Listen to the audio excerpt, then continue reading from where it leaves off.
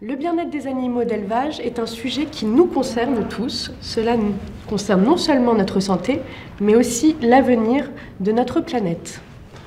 Dans les élevages industriels et intensifs, les animaux sont réifiés et sont parfois broyés.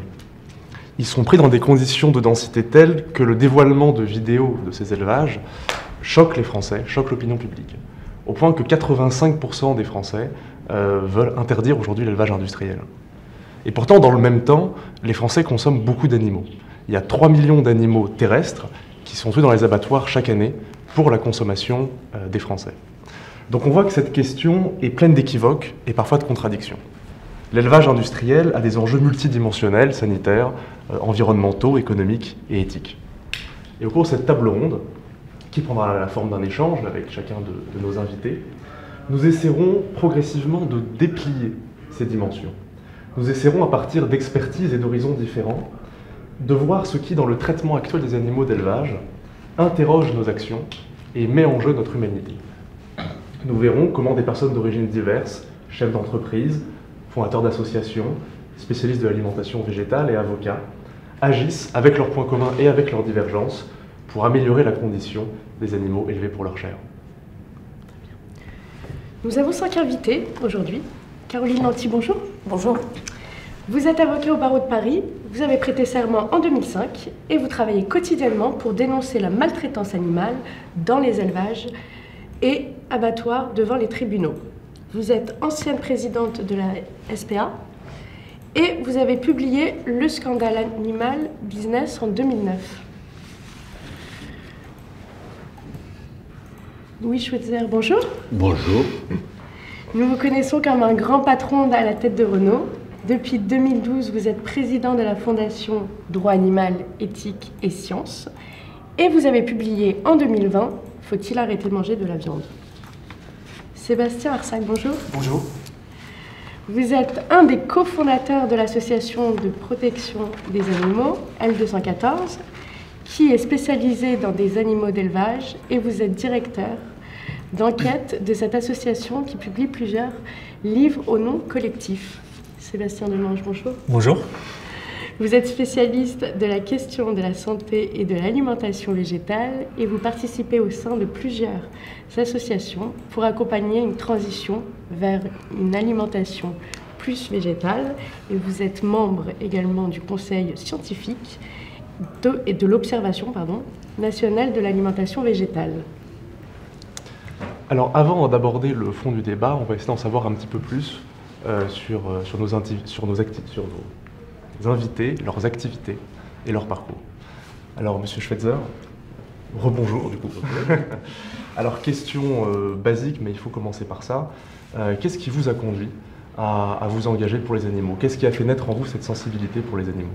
Bon, il y avait peut-être au départ un atavisme familial.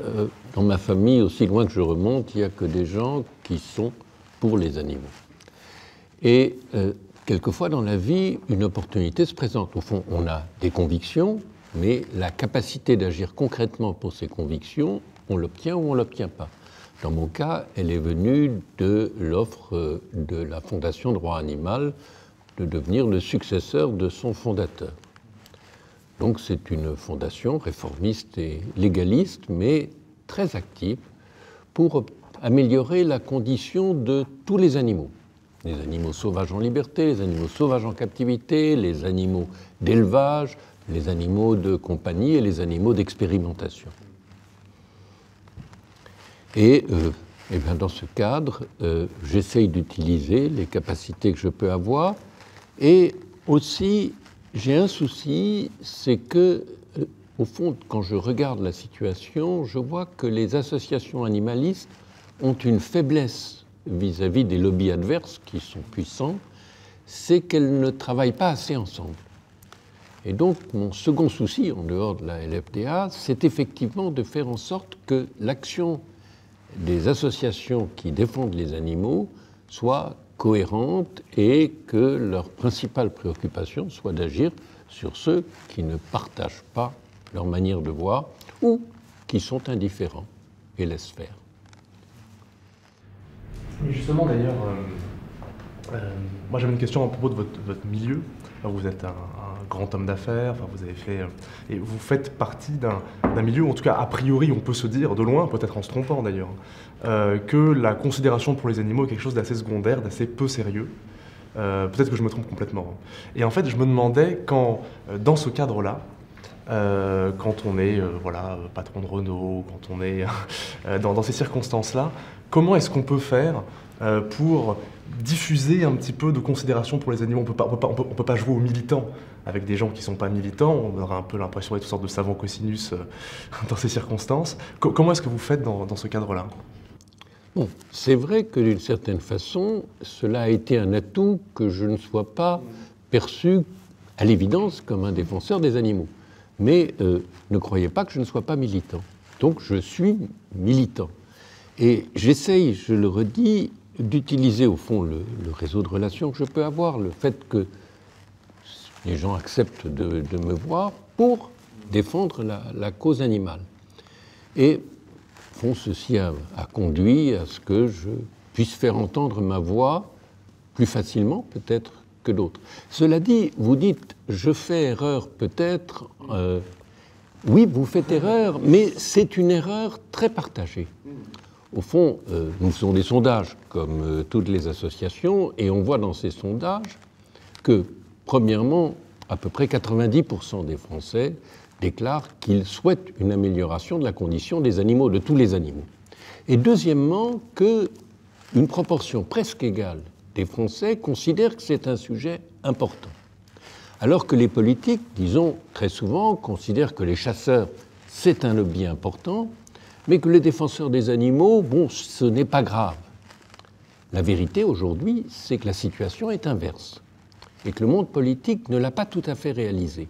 C'est-à-dire qu'ils sont encore sur une vision d'il y a une cinquantaine d'années, si je puis dire, où il y avait beaucoup de chasseurs et peu d'amis engagés des animaux. Et aujourd'hui, la situation est inverse. Je suis content de m'être trompé, mais enfin, je le supposais presque. Vous êtes en très bonne compagnie dans votre erreur. Pour se tromper. Madame Lanty, Maître Lanty. Alors, j'aurais une première question de l'ordre sur l'ampleur en fait, de votre activité pour la cause animale. Quels sont vos clients en droit animal, à part L214 Est-ce que vous avez des dossiers en cours en matière de bien-être animal qui sont intéressants à mentionner? Alors effectivement, l'association L214, je travaille avec elle depuis sa création en 2008. Elle m'avait fait un peu cet honneur de l'accompagner depuis sa création. Comme vous l'avez indiqué, moi j'étais présidente de la SPA et je trouvais que l'association s'intéressait beaucoup aux animaux de compagnie et finalement peu aux animaux de consommation qui correspondent de par leur volume et de par l'ampleur des animaux concernés. Vous parliez tout à l'heure de 3 millions d'animaux par jour qui sont tués dans les abattoirs, un sujet qui n'était insuffisamment, à mon sens, pris en compte par les associations, qui étaient ou sur les animaux sauvages, ou sur les animaux domestiques, ou sur des secteurs plus catégoriels de l'anticorrida ou de l'expérimentation animale, mais qui ne concernaient pas les animaux d'élevage. Et donc j'accompagne effectivement l'association L214. Je travaille également avec d'autres associations, que ce soit la Fondation 30 millions d'amis, que ce soit l'Alliance Anticorrida, que ce soit des petites associations aussi qui ont besoin d'un soutien juridique face aux accusations dont elles peuvent faire l'objet ou face aux situations de maltraitance animale qu'elles constatent au quotidien. Il y a un besoin de conseils juridiques, il y a un besoin d'assistance, il y a un besoin de présence chez des associations de toute taille. Et effectivement, l'activité du cabinet est aujourd'hui orientée aux 2/3 en faveur de la défense ou des associations ou des militants, ou même d'entreprises, par exemple, qui souhaitent investir sur la question de la viande végétale et qui en sont un peu empêchées en raison des procédures qui sont lancées contre elles par des entités de la viande, finalement. Voilà, donc c'est un panel très large autour de la protection animale, mais qui se diversifie par l'ampleur des personnes qui peuvent avoir besoin d'un avocat sur des sujets très variés. Et en fait, j'ai une question en plus, de l'ordre de l'espace juridique en fait, sur lequel vous évoluez, parce que le droit animalier, c'est pas un droit en soi, c'est un droit qui emprunte, il y a du droit de l'environnement, il y a du droit commercial, du droit pénal. En fait, est-ce que le fait d'être l'avocate de plusieurs associations défendant les animaux, il y a quand même une sorte de cohérence juridique derrière, ou est-ce que vous devez vous spécialiser en fait dans énormément de spécialités différentes? Non, il y a un côté couteau suisse un peu, parce que ça touche évidemment au droit pénal, au droit rural, au droit commercial, au droit de la communication, au droit de l'expression, au droit de la responsabilité. Est-ce que j'ai le droit, est-ce que j'ai pas le droit? Donc c'est effectivement un secteur un peu touche-à-tout qui met en jeu de nombreuses normes juridiques qu'il faut défendre ou au contraire combattre, selon le côté où on se situe. C'est effectivement très varié de ce point de vue-là, et toutes les thématiques du droit sont touchées par les questions, encore une fois, de la protection animale, que ce soit les maltraitances, que ce soit le droit commercial, que ce soit la capacité à s'exprimer, à diffuser, à dire certaines choses, à ne pas les dire, à recueillir les éléments pour dénoncer des situations. Tout ça fait appel à des concepts juridiques assez variés, et c'est finalement la diversité qui fait toute la richesse de cette activité, avec le point commun de l'animal, mais sur une activité très diverse. Monsieur Arsac, est-ce que vous constatez une prise de conscience dans le monde politique depuis en fait K214 est né, et même avant Stop Gavage, et est-ce que vous pouvez nous expliquer comment vous collaborez en fait avec les médias pour sensibiliser l'opinion publique sur cette question? Effectivement, je pense qu'il y a vraiment aujourd'hui, au niveau de la question la question animale est devenue un sujet d'intérêt pour le monde politique aussi, enfin qui s'y intéresse, j'ai envie de dire. Il y a une dizaine d'années, je me souviens, Yves Cochet à l'Assemblée nationale, qui était député Europe Écologie, qui se battait pour essayer de faire venir l'alternative végétarienne dans les cantines scolaires, et qui était vraiment moqué sur les rangs de l'Assemblée nationale. Aujourd'hui, on voit qu'il y a des lois qui sont discutées de façon tout à fait sérieuse. Et là encore récemment, la question de la corrida est venue dans une niche parlementaire, le texte numéro 2 de la France Insoumise. Donc on voit vraiment qu'il y a aujourd'hui un intérêt pour cette question, et des avancées, et une question qui est vraiment prise au sérieux. Et comme le rappelait M. Schweitzer, les Français attendent aujourd'hui des politiques, des prises de position, des évolutions sur les animaux d'élevage. Quand on fait des sondages, effectivement, on a entre 8 et 9 Français sur 10 qui sont favorables à l'interdiction de l'élevage intensif, par exemple, que ce soit les poules en cage, les truies dans les stalles, etc. Nous, on suit l'évolution justement de ces prises de position.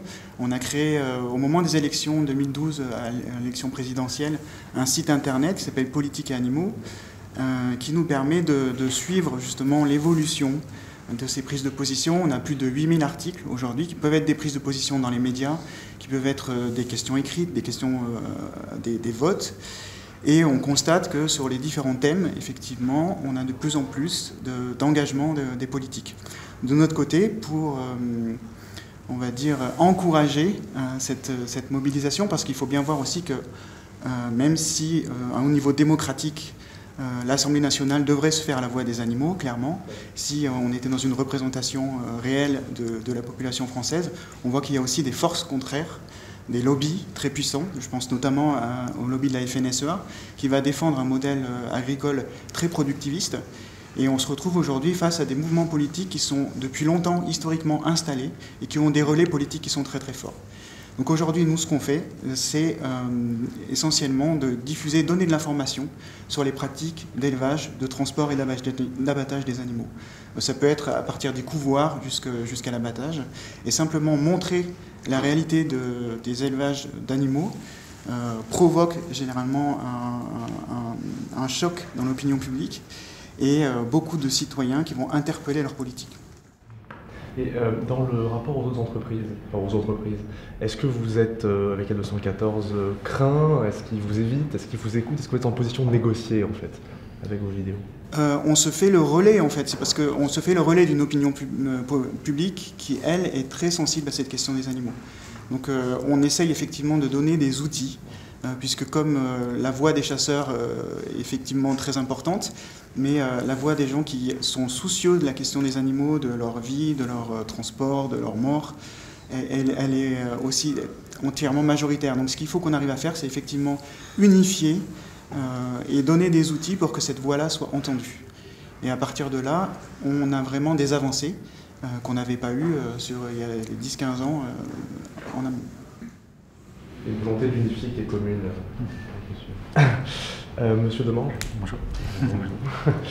Est-ce que vous voyez, donc vous êtes spécialiste en alimentation végétale, est-ce que vous voyez un lien entre globalement la prise de conscience des Français qui vient en bonne partie de 2014, pas que, c'est l'année dernière, et la transcription dans la réalité de leur alimentation? Alors, ce qu'on observe en fait au niveau des consommations, alors ça va être une diminution effectivement, consommation globale de viande, mais notamment en ce qui concerne en fait les viandes rouges, vache, bœuf, dont la consommation va diminuer, mais finalement on voit quand même aussi une augmentation de la consommation de volaille. Et en fait, ce qui montre un petit peu un petit paradoxe, on va dire, c'est-à-dire un décalage entre effectivement une bonne volonté qui serait de diminuer sa consommation de viande et de vouloir du bien-être animal, mais finalement les bonnes pratiques qui ne suivent pas parce que en consommant plus de volailles, ça concerne plus d'animaux finalement si on compte par individu, par tête, on va dire par animaux. Et du coup, il y a toujours un peu ce petit décalage où on a l'impression qu'on ne prend pas forcément conscience que la viande qu'on mange, elle vient des animaux. C'est comme s'il manquait une étape un petit peu dans le cheminement. C'est comme si il y avait vraiment une distinction entre la viande rouge et en fait les autres animaux. En fait, la viande rouge, vraiment, il y a des appels au niveau notamment de l'OMS et des organisations de santé pour diminuer la consommation de viande rouge pour des questions santé. Donc ça a été bien entendu par le grand public. Mais finalement, on voit qu'il y a un report quand même sur l'alimentation en termes de volaille. Nous allons maintenant passer à la question des animaux d'élevage. Quelles sont les situations de l'élevage français? Quelles sont les problématiques en termes du bien-être animal de l'environnement? Oui, Schweitzer, depuis 2015, dans le Code civil français, l'animal est reconnu comme un être vivant doué de sensibilité, tandis qu'en France, plus de 80% des animaux de rente sont élevés de manière intensive. Pouvez-vous nous expliquer en quoi consiste l'élevage intensif et quelles sont les problématiques de ce mode d'élevage en termes du bien-être animal? D'abord, je voudrais rappeler que la Fondation Droit Animal est de longue date à militer pour l'introduction de cette nouvelle conception de l'animal dans le Code civil et qu'on est à l'initiative de la première proposition faite en ce sens et qu'on se réjouit de cela. Alors, le mot d'élevage intensif est un tout petit peu équivoque et n'est pas vraiment défini. On parle aussi d'un élevage industriel et au contraire d'un élevage fermier. L'élevage fermier, c'est l'élevage que tout le monde a vu dans les livres et qui rappelle des souvenirs d'enfance, qui apparaît aussi dans les publicités des producteurs, c'est-à-dire la vache est dans le pré, broute, elle a à ses côtés son veau qui est auprès d'elle. Bref, une image de bonheur commun, si je puis dire, de l'animal d'élevage et de l'homme. L'élevage industriel, au contraire, c'est un élevage qui se fixe comme objectif le coût minimal du kilogramme de viande produite, ou du litre de lait produit, ou de l'œuf produit. Bref, c'est comme tous les processus industriels, un processus qui a pour objet de réduire les coûts. Comment réduit-on les coûts ? D'abord en sélectionnant des espèces qui grandissent vite ou qui produisent beaucoup. Et on le sait, cette sélection d'espèces peut avoir des conséquences néfastes pour les animaux. Je prends un exemple, c'est les poulets. La croissance des poulets moyenne en France est 3 fois plus rapide que ce qu'elle était il y a 30 ou 40 ans. Le poulet industriel vit 27 jours.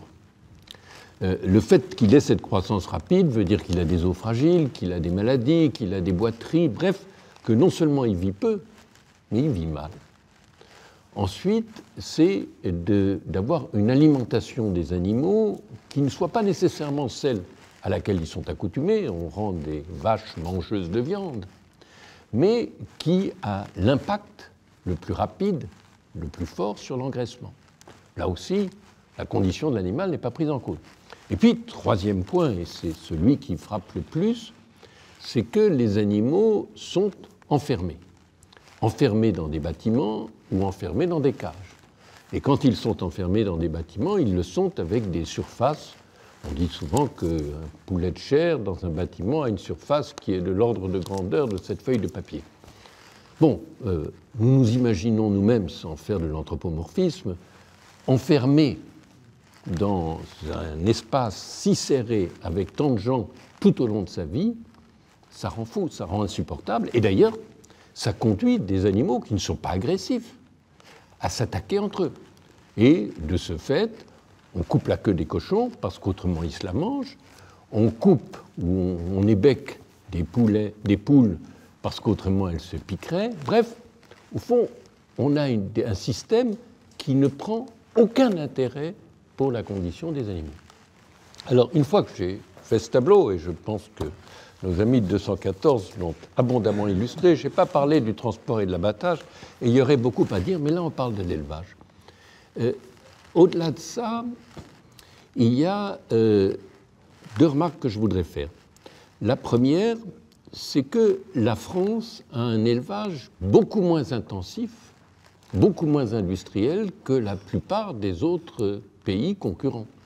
Quand on regarde aux Pays-Bas, quand on regarde en Allemagne, l'élevage industriel à très grande échelle, avec beaucoup d'animaux dans un seul lieu, est plus répandu qu'en France. Et cela rend les prix, la compétitivité en termes de commerce extérieur français, plus faible. Le second point, c'est que un produit, un poulet, et ça, mais c'est vrai de n'importe quel autre animal, un poulet qui a été élevé dans des conditions satisfaisantes, avec une croissance normale, parce qu'il appartient à une espèce qui n'a pas été à ce point trafiquée, avec un espace intérieur et un espace extérieur satisfaisant, avec une alimentation correcte, est un poulet qui coûte 2 à 3 fois plus cher à produire qu'un poulet industriel du type de celui que j'évoquais. Et donc, il y a un équilibre et une difficulté. Parce que si on dit, en France, on va sévériser les normes, qu'est-ce qui va se passer? Il va se passer qu'on va substituer aux produits français des produits venant d'autres pays. Pour prendre un exemple concret, les 2 tiers des œufs que vous achetez en coquille sont fabriqués en France. Les 2 tiers des œufs qui sont utilisés dans des produits transformés sont importés.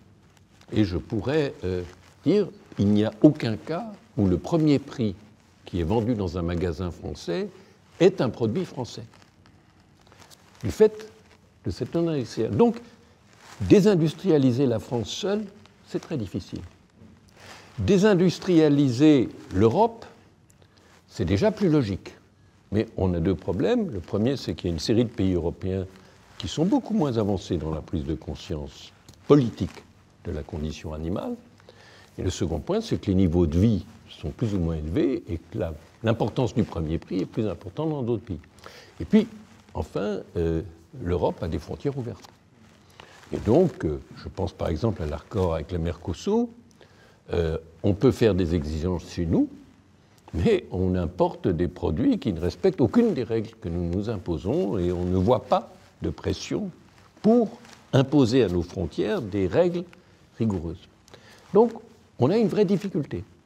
D'autant que, je le dirais en finissant, les éleveurs ne sont pas des grands capitalistes. Je vais pas mal dans des élevages du fait de mon métier, pas dans les mêmes conditions que L214, je suis accueilli par les éleveurs. Mais la réalité, c'est qu'ils ne sont pas riches et que si vous voulez faire fortune en France, ce n'est pas en vous lançant dans l'élevage.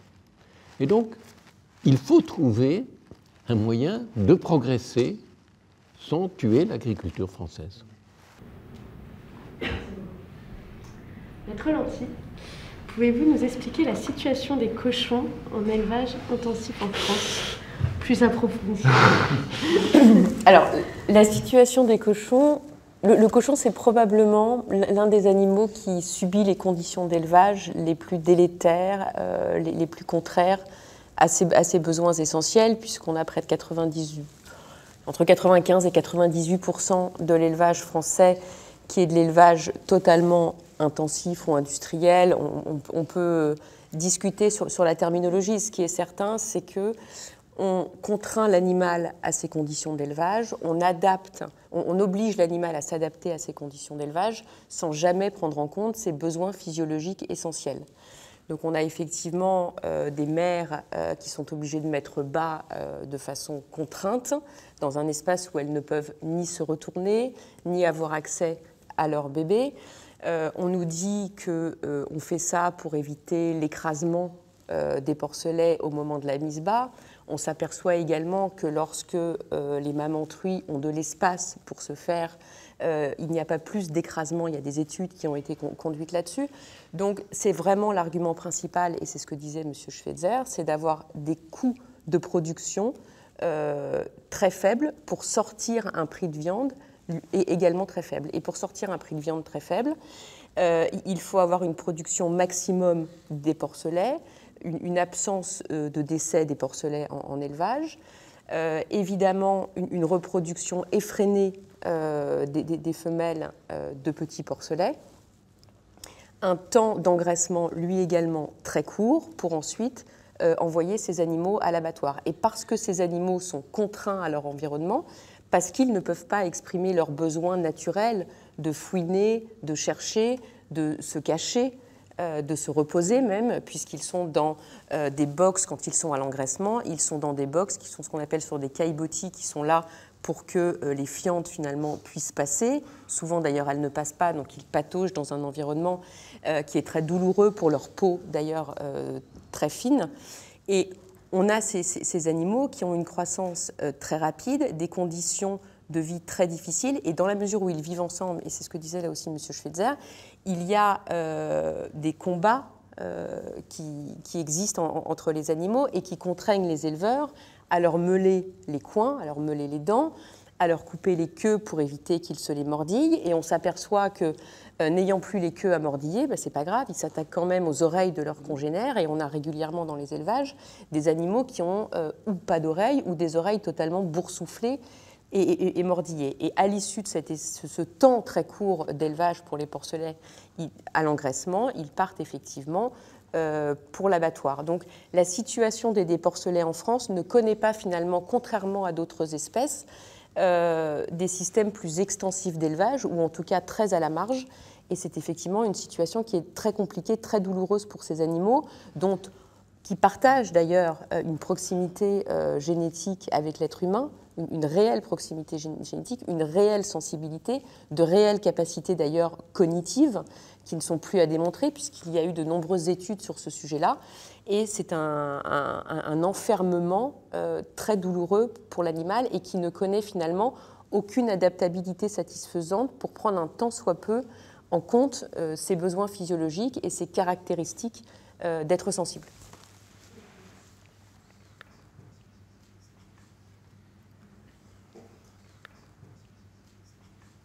Bon, du coup, M. Schweitzer a beaucoup aussi parlé des poules et des poulets, mais si vous voulez dire quelques mots en plus, M. Arsac ou... Les poulets, ce sont de loin les animaux terrestres qui sont les plus exploités, que ce soit en France et même à l'échelle mondiale. En France, on a plus de 800 millions, presque 900 millions aujourd'hui, parce qu'il y a une croissance effectivement de la consommation de viande de poulet. C'est un élevage qui est en plus effectivement très intensif, parce qu'on a à peu près 83%. Enfin, si on prend comme définition de l'élevage intensif des animaux qui n'ont pas accès à l'extérieur, on a plus de 80% des poulets qui sont élevés dans ces conditions-là. Effectivement, on a des problèmes qui sont liés à la vitesse de croissance et notamment ce fameux poulet 308 de la star des poulets d'élevage standard développé par Aviagen, qui est une société qui s'est vraiment focalisée sur la croissance musculaire, parce que c'est ça qui nous intéresse dans le poulet. Et on a ces poulets qui, donc, quand on arrive en fin d'élevage, qui peuvent être à 32 jours, 35 jours, voilà, 35 jours en moyenne, on va dire, on n'arrive plus à voir le sol, il est absolument recouvert de poulets. Il faut voir que dans un bâtiment, on a à peu près entre 20 et 40 000 poulets qui sont entassés dans ces bâtiments-là. Au niveau de la réglementation, aujourd'hui, on parle en kilos par mètre carré. Donc aujourd'hui, on peut aller avec des dérogations jusqu'à 42 kg par mètre carré. Donc en fonction du poids des poulets, effectivement, on peut être sur des densités de 22 poulets sur un seul mètre carré. Et en France, on a... alors la réglementation, elle est établie au niveau européen. Et la France a décidé d'aller au maximum des densités d'élevage. Donc en fait, sur la question de l'élevage des poulets, on est un des pires pays de l'Union européenne, en vérité. Plus de la moitié des poulets qui sont élevés en élevage intensif à ces densités-là de 42 kg par mètre carré le sont en France. Il y a des pays au niveau de l'Union européenne qui ont décidé de ne pas monter au-dessus de 33 kg par mètre carré.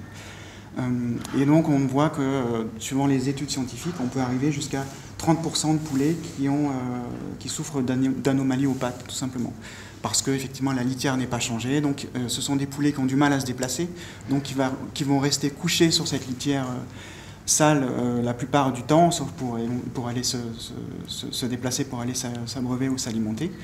Et on a donc, on voit bien sur nos images, beaucoup de boiteries, mais on a même parfois des poulets qui n'arrivent plus tout simplement à atteindre, parce qu'on le voit sur les images ici, à atteindre les coupelles d'abreuvement, tout simplement qui sont relevées au fur et à mesure pour faire marcher le poulet, mais si un poulet n'a pas pu s'abreuver, qu'il est trop petit, il va mourir de faim et de soif dans ces élevages-là.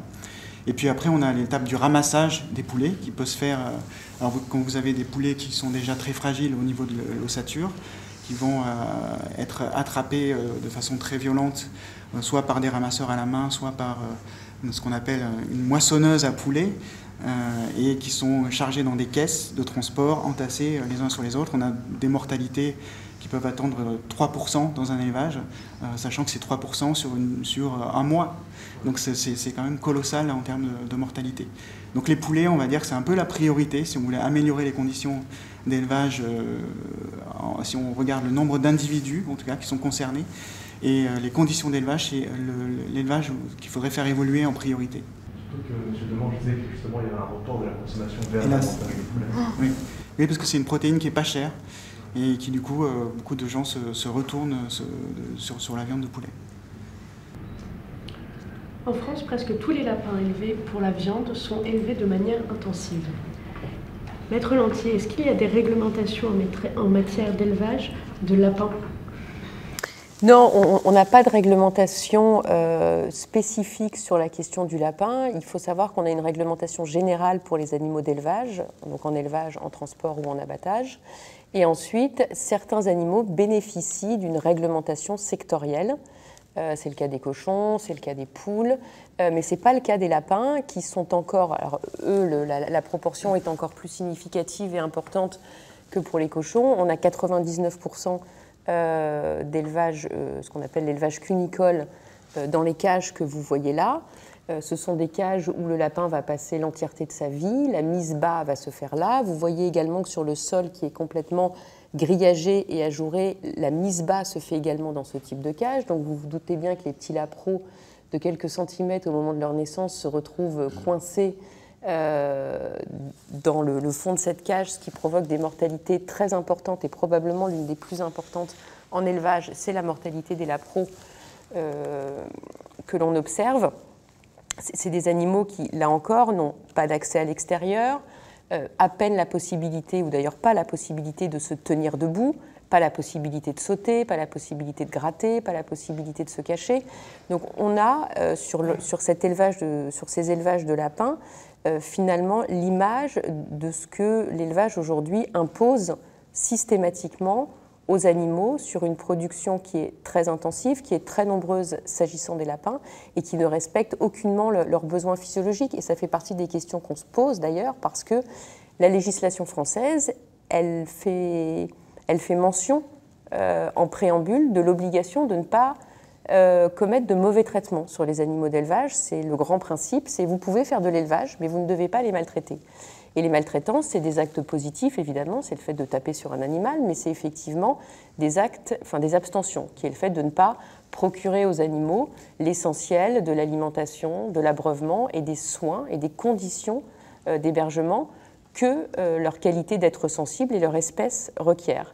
Et ça, finalement, particulièrement dans l'élevage de lapins, mais c'était le cas aussi pour les cochons tout à l'heure, on a une frontière totalement étanche entre les grands principes qui devraient gouverner la conduite d'un élevage, et la réalité de la réglementation qui tolère finalement des pratiques particulièrement douloureuses et qui rendent de fait les condamnations difficiles devant les juridictions.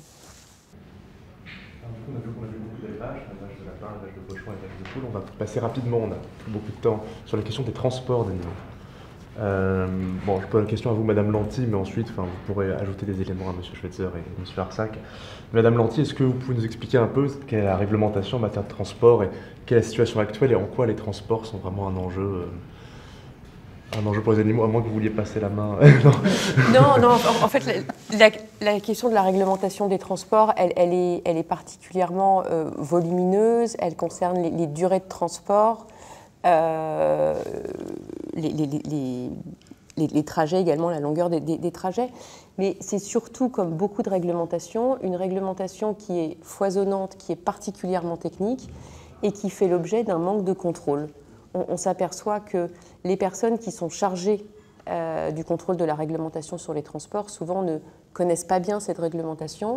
Ils ne sont pas nombreux. Voilà, et ils sont surtout très peu nombreux pour l'appliquer, alors que le transport des animaux concerne en unité animale, finalement, de nombreux animaux, puisque tous les animaux sont transportés. Tous les animaux requièrent que ces dispositions soient respectées. Et on s'aperçoit que là encore, pour des questions de coût, il est important de pouvoir transporter le plus grand nombre d'animaux possible sur un temps, alors le plus long ou le plus court possible, mais en tout cas sans respecter les exigences de cette réglementation, et que les transporteurs ont souvent beau jeu, par l'absence de contrôle et par le manque de moyens des services de contrôle, notamment en France, mais c'est le cas dans l'ensemble des pays européens. Les associations souvent travaillent à essayer de former les services de contrôle pour leur expliquer les points sur lesquels ils doivent être particulièrement vigilants, les animaux qui sont, les femelles qui sont gestantes, les animaux qui sont blessés, les animaux dont les pathologies les rendraient normalement intransportables, mais qui sont quand même transportés et que les agriculteurs font rentrer dans les bétaillères. Donc il y a toute cette réglementation qui est très technique, qui est très importante, mais qui est surtout peu contrôlée, comme l'ensemble de la réglementation, par un manque de moyens. Et c'est ce sur quoi il faut insister, c'est-à-dire qu'il ne faut pas créer de la norme systématiquement, il faut mettre les personnes en capacité de contrôle, d'avoir les connaissances pour ce faire, le nombre suffisant pour ce faire. Et c'est d'ailleurs l'une des revendications des syndicats des services de contrôle, de dire nous ne sommes pas suffisamment nombreux, nous ne sommes pas suffisamment formés pour mener la mission qui est la nôtre de contrôle des animaux lors des transports. Je voudrais ajouter une chose à tout ce qu'a dit excellemment Caroline Lanty. Il y a un type de transport qu'il faut absolument interdire, et ça c'est une affaire de réglementation, c'est le transport d'animaux vivants à destination de pays hors de la communauté. Ces transports, le plus souvent par bateau, sont scandaleux, et on voit aussi, dans d'autres domaines on pourrait en parler, qu'ils ont comme conséquence qu'ils empêchent d'exiger des règles d'abattage correctes en Europe parce que la concurrence de ces pays est première. Donc, il y a vraiment un sujet où une réglementation est nécessaire, c'est interdire le transport d'animaux vivants vers des pays extracommunautaires. Alors donc, comme nous l'avons vu, l'élevage industriel et intensif est un mode d'élevage standard et comme l'a dit M. Schweitzer, c'est un élevage dont l'objectif premier est la rentabilité. Et la réduction des coûts. Là au coût le plus faible. Et donc pour aborder ces sujets, il faut aussi penser aux aspects environnementaux et sanitaires. Et il y a un excellent livre qu'a écrit Jonathan Safran-Foer qui s'appelle Eating Animal, qui a eu un portage comme documentaire, donc qui s'appelle aussi Faut-il manger les animaux, Eating Animal en anglais, et qui a été réalisé par l'actrice Nathalie Portman, dont on va voir la bande-annonce. On a essentiellement parlé du traitement des animaux et de l'aspect éthique aujourd'hui de l'élevage, notamment l'élevage industriel. On va passer à un autre enjeu concernant l'élevage, c'est la question de son impact environnemental. Madame Lanty aussi, si vous voulez, Monsieur Demange. Selon la NASA, la principale cause de la déforestation en Amazonie, c'est la conversion de forêts en terres cultivées et en pâturage. Comment est-ce qu'on peut expliquer ça? Comment est-ce qu'on peut comprendre ça? Alors effectivement, on accuse souvent le soja d'être une des causes de déforestation. Alors en fait, la vraie question à se poser, c'est de quel soja on parle déjà, mais j'y reviendrai. Ce que montrent les études, effectivement, c'est que la première cause de déforestation, c'est le pâturage, c'est-à-dire c'est l'élevage direct. Ensuite, ces terres qui ont été utilisées pour l'élevage sont reprises pour faire pousser du soja. Donc effectivement, on peut parler du soja, mais en fait, qui est du soja qui est à destination aussi animale, c'est-à-dire qu'il sert effectivement au niveau mondial et en France également à nourrir les animaux d'élevage. Il n'est pas utilisé pour l'alimentation des Français. Et en France, ce qu'il faut bien savoir, c'est que le soja du coup, qu'on achète quand on va dans un supermarché ou autre, c'est du soja qui a poussé pour la plupart en France. Il y a d'autres filières un petit peu avec l'Italie, l'Espagne, mais globalement, principalement français.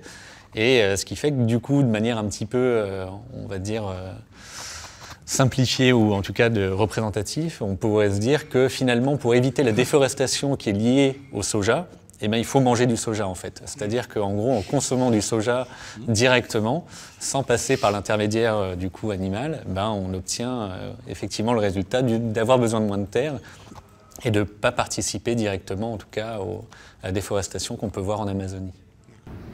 Il y a la question de la déforestation, il y a aussi la question du lien plus direct en fait, entre le réchauffement climatique, la production de CO2 et l'élevage. Je ne sais pas si, monsieur Schweitzer, vous avez... Non, et on parle toujours du gaz carbonique et à juste titre, le CO2, l'impact du CO2 sur le réchauffement climatique. Mais il y a un autre gaz qui contribue au réchauffement climatique très important, qui est le méthane. Et le méthane est émis pour l'essentiel par des bovins. Ça fait partie de leur processus de digestion normal qui conduit à transformer de l'herbe en matière musculaire.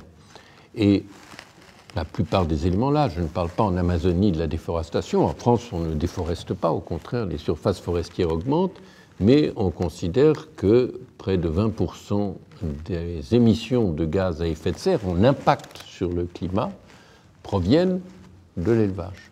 Alors, il y a débat sur les chiffres parce que les éleveurs chipotent, est-ce que ça inclut le transport, etc. Mais la réalité, c'est que avoir de la viande de bœuf ou avoir du lait, c'est un facteur très important du réchauffement climatique. Et là, il n'y a aucune solution technique. On peut bien améliorer les conditions de vie des animaux, mais on ne peut pas faire qu'ils n'émettent pas de méthane. Alors, il y a si on peut faire des races où on émet un peu moins de méthane. Mais enfin, ça ne change pas le problème de base. Et donc là, la seule réponse est, si on veut respecter les objectifs de l'accord de Paris, c'est de réduire la consommation de viande rouge. Je rappelle que la viande rouge inclut la viande de veau en France. On a 80% des émissions d'ammoniac qui sont dues à l'élevage aujourd'hui. Donc c'est énorme en fait la contribution de l'élevage sur cette pollution. Là, quand il y a eu l'épidémie de Covid, au départ, où nous étions tous confinés, on a eu des alertes sur des pollutions aux particules fines au-dessus de Paris, qui étaient dues en fait aux épandages, c'était la période d'épandage du fumier de lisier dans les régions autour de Paris. Et c'est un gaz qui va être, l'ammoniac, qui va être précurseur de la pollution aux particules fines. Donc ça, c'est aussi quelque chose qui est très important. Et on voit aussi des élevages qui sont source de nitrates, enfin rejettent beaucoup de nitrates, de phosphates. On voit en Bretagne les conséquences que ça peut avoir sur les marées vertes, où on a des plages qui sont maintenant, on bat des records, il y a des plages qui sont fermées depuis plus d'1 an. En Bretagne, l'eau qui n'est plus vraiment consommable sur certaines régions. Il faut absolument boire de l'eau de bouteille en Bretagne, c'est quand même assez terrible. Et si on regarde l'ensemble des élevages bretons, ils mettent autant d'excréments que une population de 60 millions de personnes. Donc il faut se rendre compte que quand M. Pisani a dit qu'il fallait, donc ancien ministre de l'Agriculture dans les années 60, a dit que la Bretagne devait être le garde-manger de la France, et il y a eu cette décision politique à un moment donné de transformer la Bretagne en une vaste zone d'élevage, que ce soit d'ailleurs pour les vaches laitières, pour les élevages porcins, de poulets. Bon, on en voit aujourd'hui les conséquences. Donc il y a l'effet sur l'environnement de l'élevage et puis aussi la difficulté à être éleveur. En France, le taux de suicide des éleveurs est extrêmement élevé. Madame Lanty, comment est-ce qu'on peut comprendre ça? Comment est-ce qu'on peut comprendre leur misère, à la fois financière et en même temps misère morale? alors qu'on sait par ailleurs que l'élevage est très subventionné. Comment est-ce qu'on peut comprendre cette misère Alors, c'est une compréhension qui n'est pas évidente, qui se fait d'ailleurs sur un temps assez long et qui met en œuvre des sentiments un peu contradictoires. On a effectivement ce premier élément où on se dit, quand on regarde les chiffres froidement, que sans aide, et même avec les aides, les agriculteurs, je parle en production animale, s'en sortent pas ou s'en sortent difficilement, que personne finalement autour de cette table accepterait de consacrer autant de temps, autant d'implications pour sortir ou un salaire ou un demi-salaire, un demi-SMIC, un tiers de SMIC, un quart de SMIC, pour avoir une retraite tout aussi ridicule et en plus de travailler dans des conditions qui sont compliquées. Parce que quand vous discutez avec ces éleveurs, lorsqu'ils sont cités à l'audience et à qui on reproche des mauvais traitements sur leurs animaux, il y a ce temps de discussion avec le juge, avec les avocats, et eux-mêmes nous disent « mais moi je ne veux pas de ça, ça ne me plaît pas, ce que je vois le matin, ce que je fais, la façon dont je conduis mon élevage ne me plaît pas ». Ce sont des discours qu'on entend fréquemment. Et d'un autre côté, ils vous disent « je suis pris par l'endettement, je suis pris par des filières d'intégration, je suis pris par les obligations qui me sont imposées et je ne peux pas aujourd'hui fonctionner différemment. J'aimerais, et finalement la seule solution que je vois, c'est d'attendre que le temps passe, d'attendre éventuellement que mon taux d'endettement diminue un jour pour arrêter, pour finalement qu'il n'y ait pas de reprise de mon exploitation derrière. » Ça, c'est une partie des agriculteurs. Et vous en avez d'autres encore qui ont très mal pris finalement la mise en lumière des conditions d'élevage qui étaient faites par les associations, qui se contentaient, qui se satisfaisaient finalement parce qu'il y avait une finalité de nourrir la France, de nourrir les Français, que c'était comme ça d'ailleurs qu'il fallait le faire, et ils avaient intégré dans leur comportement le fait de pratiquer de la sorte à l'égard des animaux et qui refusent cette remise en cause, qui pour certains d'ailleurs n'ont pas envie de rester trop longtemps sur la question de la sensibilité animale, sur la question de la souffrance animale, qui explique qu'il y a une finalité, que cette finalité passe par ces conditions d'élevage, que les conditions d'élevage ne peuvent pas vraiment se faire différemment, et que c'est un fait.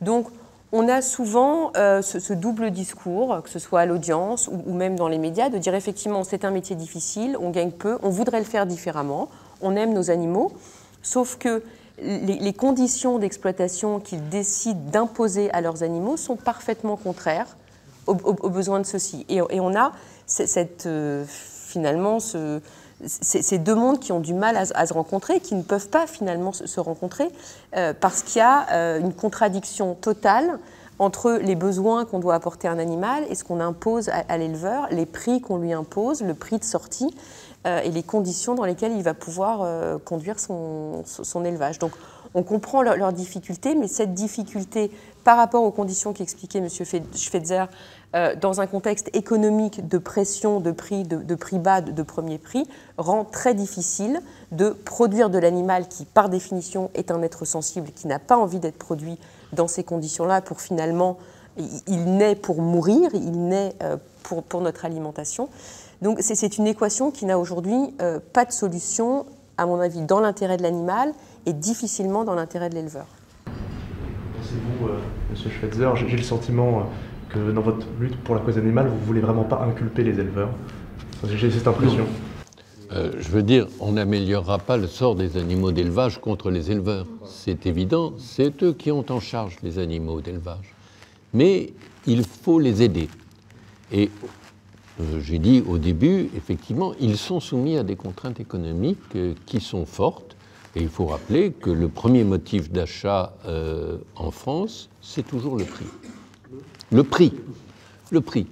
Et j'ai souligné qu'on ne peut pas faire du bien-être animal à bas prix. Alors comment résoudre ce problème? C'est ce à quoi on a essayé de réfléchir dans le cadre de la Fondation Droit Animal, qui a été créé, il y a maintenant 35 ans, le premier étiquetage d'élevage, qui est l'étiquetage des œufs. Les œufs bio, les œufs plein air, les œufs au sol et les œufs en cage comme quatrième catégorie. C'était un vrai progrès, mais c'était un étiquetage qui avait été conçu, pas par la LFDA, mais par les politiques qui l'ont rendu obligatoire, bonne nouvelle, qui l'ont conçu comme illisible, pour qu'il, justement, n'ait pas trop d'impact. Et donc, nous sommes repartis avec cette idée d'étiquetage. Alors, je ne sais pas si c'est le moment d'en parler, parce que là, j'ai besoin de 3 ou 4 minutes. Oui, peut-être on en parlera à un autre moment. On en parle à un autre moment, mais je crois qu'on en parle. Mais on en parlera. Oui, en élevage intensif, pour prévenir les infections des animaux, il y a une quantité importante d'antibiotiques qui est utilisée. Monsieur Demange, dans vos travaux sur la nutrition, est-ce que vous voyez cet aspect-là? Oui, il y a effectivement 2 aspects à prendre en compte. Alors la première, effectivement, qui est l'utilisation des antibiotiques. Il faut savoir que la majeure partie des antibiotiques qu'on utilise au niveau mondial sont utilisés dans l'élevage, ce qui pose un problème, effectivement, dans la sélection des bactéries avec des problèmes d'antibiorésistance, c'est-à-dire des bactéries qu'on retrouve après, nous, quand on essaye de soigner et qui ne sont pas sensibles aux antibiotiques, parce que ils ont pu s'habituer, ils ont pu évoluer pour devenir résistants à ces antibiotiques, donc c'est un réel problème.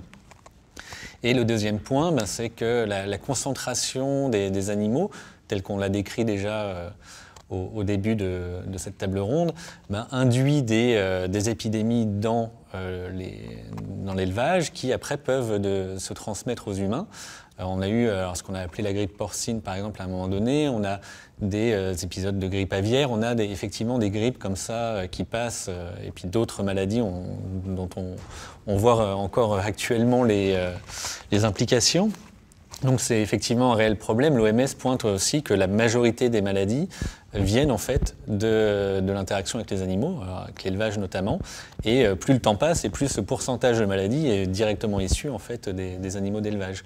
Donc on voit vraiment qu'il y a un réel problème en termes de santé publique à ce niveau-là. Qu'est-ce que dans les enquêtes L214, il y a eu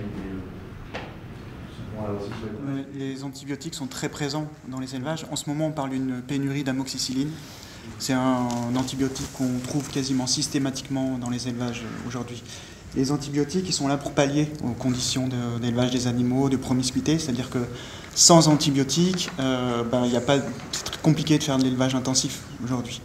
Et on voit bien que justement l'intensification de l'élevage est due au progrès génétique, la mécanisation et la chimie avec les médicaments. Parce qu'entasser autant d'animaux dans des poulets comme on a parlé tout à l'heure ou des cochons, vous avez trop de mortalité si vous ne pouvez pas donner les antibiotiques à tous les animaux. D'ailleurs on les donne pas simplement en curatif mais en préventif.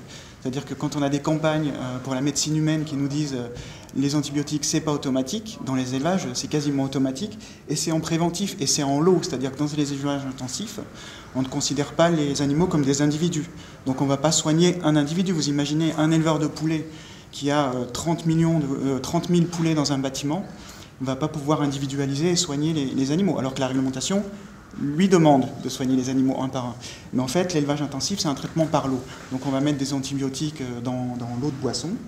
Et en santé animale, on a 95% des antibiotiques qui sont administrés à des animaux destinés à la consommation humaine et juste 5% pour les animaux de compagnie. Donc on voit que le rapport, il est énorme. Et à ça aussi, il faut ajouter des antibiotiques qui sont utilisés à très faible dose. Qui sont là pour un peu stimuler la croissance. Alors ça existe beaucoup c'est encore autorisé dans beaucoup de pays au niveau mondial et c'est un vrai problème de santé publique. Plus en Europe. Et c'est encore utilisé. C'est interdit normalement, théoriquement, en France depuis 2006. Mais ces antibiotiques-là sont encore autorisés. Il y a eu une petite pirouette, c'est-à-dire qu'au niveau de la Commission européenne, il y a des antibiotiques qui ont été rebaptisés comme additifs alimentaires. Ce qui fait qu'aujourd'hui, vous avez des industries d'alimentation animale qui ont un statut d'établissement pharmaceutique, qui vont mettre directement, alors je pense notamment au narasin, qui est un anticoccidien, parce que dans un élevage de poulet, vous ne pouvez pas avoir un élevage de poulet sans anticoccidien, et le narasin est incorporé directement dans l'alimentation des poulets par les fabricants d'aliments. Donc on voit que malgré cette loi en 2006 qui interdit les antibiotiques comme promoteurs de croissance, on voit qu'ils sont encore très largement, ou même systématiquement utilisés dans les élevages en France. Nous allons voir maintenant les activités des associations françaises pour la lutte contre la maltraitance des animaux d'élevage. Monsieur Schweitzer et Sébastien Arsac, pouvez-vous nous parler de la place de vos associations parmi les différentes associations de protection animale ? Bon, nous, comme je l'ai dit, on est légalistes et réformistes. C'est-à-dire qu'on on est plutôt pour les végétariens, on n'a absolument rien contre les véganes, mais on part de l'idée qu'il y a 95% des Français qui ne sont ni l'un ni l'autre, que ceci change, comme on l'a dit tout à l'heure, très très doucement. Deuxièmement, on bénéficie, et ça je le dis, des actions de communication de L214. Il est clair que s'il n'y avait pas ces actions de communication, les parlementaires seraient beaucoup moins intéressés à voter des lois ou des textes en faveur du droit animal. Donc on se réjouit de ce qu'ils font, ce n'est pas notre métier. Nous, l'essentiel de ce qu'on fait, j'y reviens, c'est l'étiquetage. Est-ce que c'est le moment? Bon, alors je vais en dire un mot. J'ai dit tout à l'heure que le problème, c'était, on l'a dit, quelqu'un d'autre l'a dit, il y a une sorte d'incohérence du public qui est pour le bien-être animal et qui ne change pas ses comportements. Et j'ai expliqué que les changements législatifs sont nécessairement limités par le fait qu'on est un marché ouvert à la concurrence et que nous ne fixons pas des règles en dehors de France. Et donc l'idée, c'est de transformer le citoyen, qui est consommateur, en acteur du bien-être animal. Alors pour ça, il faut lui donner une information très solide, complète, facile à lire, de façon à ce qu'elle agisse sur lui. Et c'est comme ça qu'on a décidé de créer une association étiquette bien-être animal, dont j'ai pris la présidence, pour étiqueter le bien-être animal. Et on a décidé, dès l'abord, de travailler avec les grands distributeurs et de travailler avec les producteurs et les transformateurs pour avoir une étiquette qui renseigne sur le bien-être de l'animal de sa naissance incluse à sa mort incluse.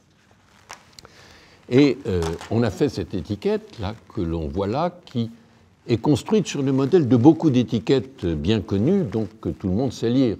A, c'est ce qu'il y a de mieux, si je puis dire.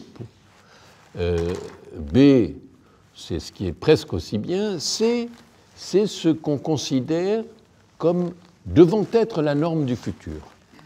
D et E, c'est ce qui est toujours conforme à la législation, mais qui est franchement cohérent avec les images un peu terrifiantes que l'on a vues.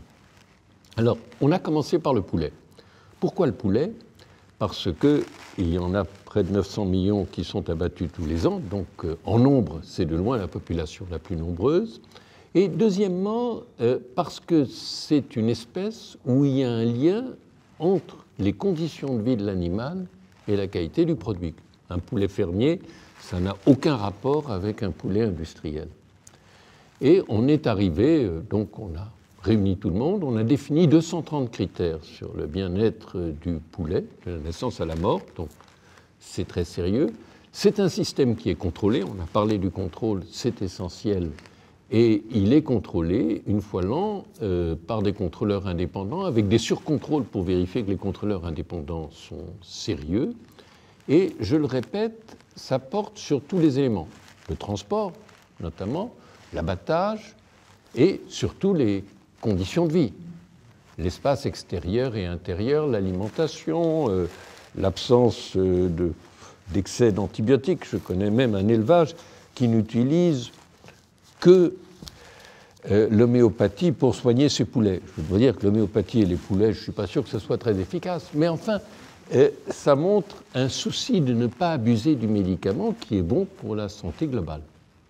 Le résultat est très satisfaisant. Alors, entendons-nous, personne n'étiquette en D et E. On étiquettera en D et E que le jour où l'étiquetage sera rendu obligatoire. Bon, pour le moment, nous le demandons, nous ne l'avons pas obtenu. Mais en revanche, vous allez dans un grand magasin, je ne vais pas citer une grande surface plutôt qu'une autre, mais si vous achetez un poulet A, vous savez que c'est un poulet qui a vécu au plein air dans un parcours arboré, qui a été abattu dans des conditions respectueuses, dont le temps de transport a été très inférieur à la norme. Bref, c'est un succès. Nous avons entamé ensuite l'étiquetage des porcs. C'est beaucoup plus difficile. C'est beaucoup plus difficile pour deux raisons. La première, c'est que les investissements sont plus lourds, beaucoup plus lourds, et que la situation en ce moment des éleveurs est économiquement extraordinairement difficile du fait des coûts de l'énergie, des coûts de l'alimentation, etc. Et puis, pour un autre facteur, c'est qu'il n'y a pas de lien entre la qualité perçue du produit par le consommateur et les conditions de vie des animaux. Et donc, une incitation, si je puis dire, externe n'existe pas. Mais cet étiquetage existe, il comporte plus de 300 critères et a été établi en accord avec les scientifiques, l'INRA, les éleveurs et les distributeurs. Ce qui nous aide dans cet état-là, c'est que les gens ont tous conscience que si on triche, ils risquent une vidéo de L214 et que, en termes d'image, ça tue. Si je puis dire, si on va dans un élevage A et qu'on voit une image de 114, c'est la mort du distributeur, c'est la mort du système d'étiquetage, donc c'est une incitation puissante à la vertu. Nous entamons les poules pondeuses, sujet difficile parce que près de la moitié d'entre elles sont abattues à l'étranger dans des conditions épouvantables et transportées dans des conditions épouvantables. La vie, ça va à peu près, mais l'abattage et le transport posent un problème. Nous envisageons l'étiquetage du lapin qui a été évoqué par Caroline Lanty. Là, il faut simplement trouver un producteur qui considère qu'il peut prendre le risque de cela. Parce que un producteur qui s'engage là-dedans, il est sûr d'avoir des surcoûts. Il faut savoir si les consommateurs suivront. Si les consommateurs ne suivent pas, le bien-être animal ne progresse pas et le producteur fait faillite. Voilà, j'ai essayé de ne pas être trop long sur cet étiquetage, mais au fond, je considère que dans un système économique ouvert, c'est la seule façon que nous avons de produire rapidement un progrès de bien-être animal significatif.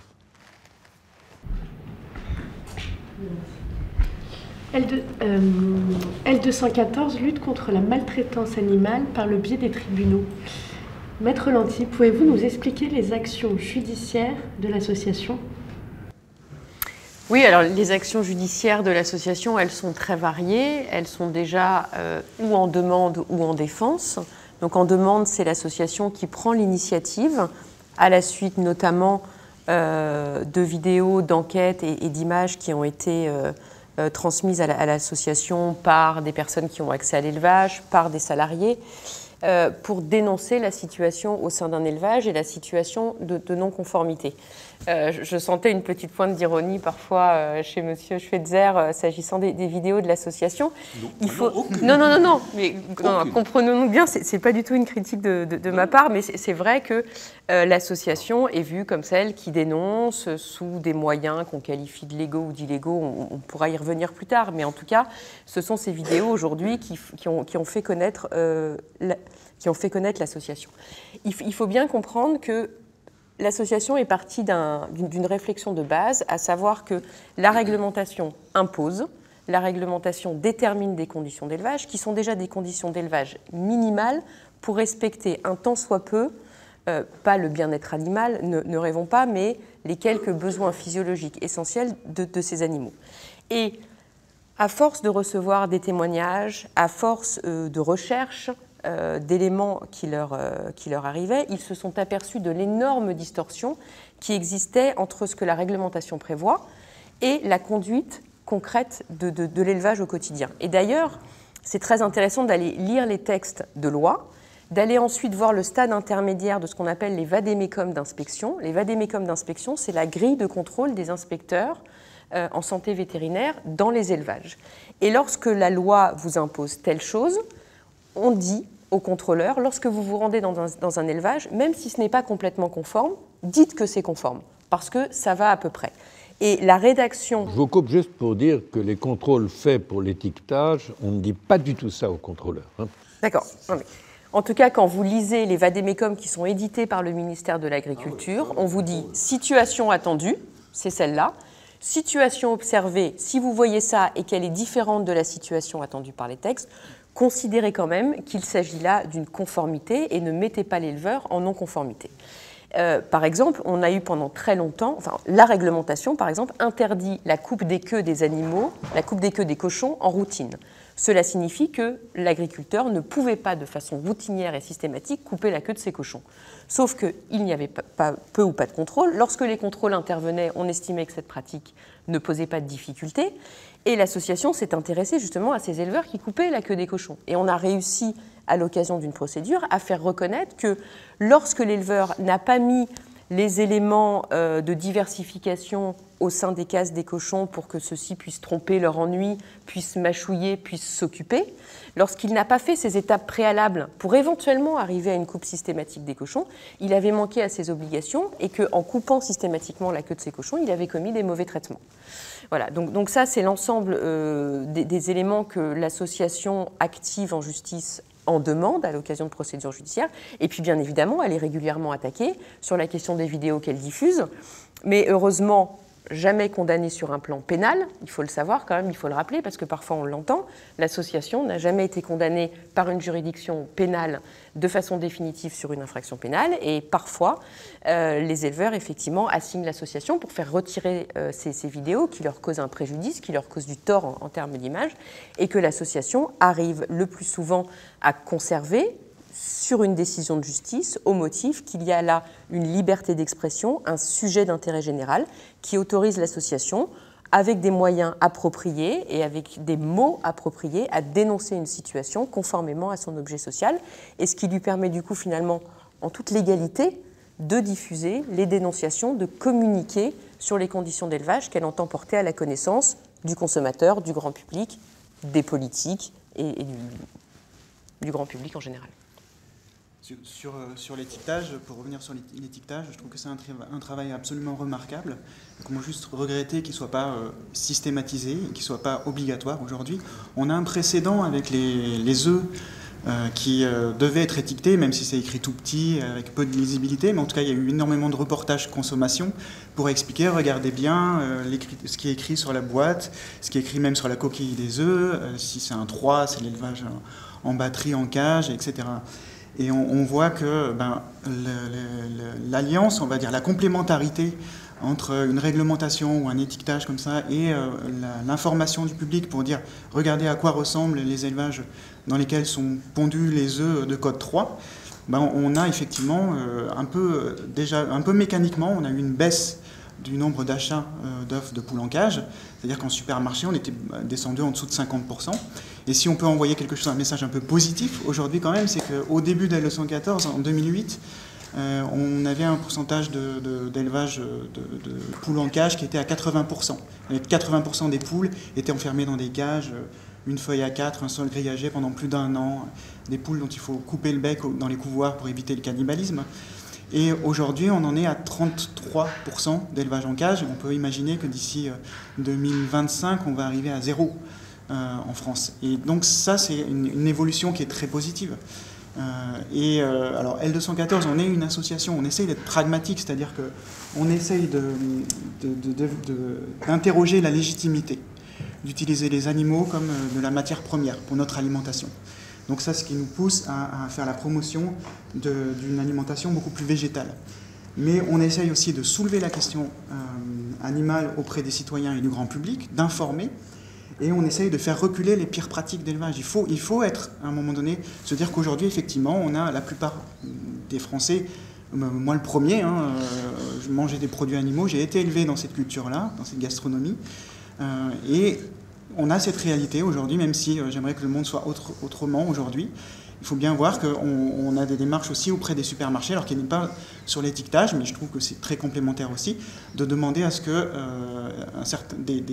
au niveau de la viande de poulet, par exemple, les supermarchés ne puissent plus commercialiser de la viande des pires élevages aujourd'hui. Donc c'est ce qu'on a fait avec l'European Chicken Commitment, une alliance entre plusieurs associations, pour demander à ce que les supermarchés ne commercialisent plus de la viande de poulet qui ont été élevés dans des densités qui sont justement à 42 kg par mètre carré, sans avoir de lumière du jour, avec des souches à croissance rapide.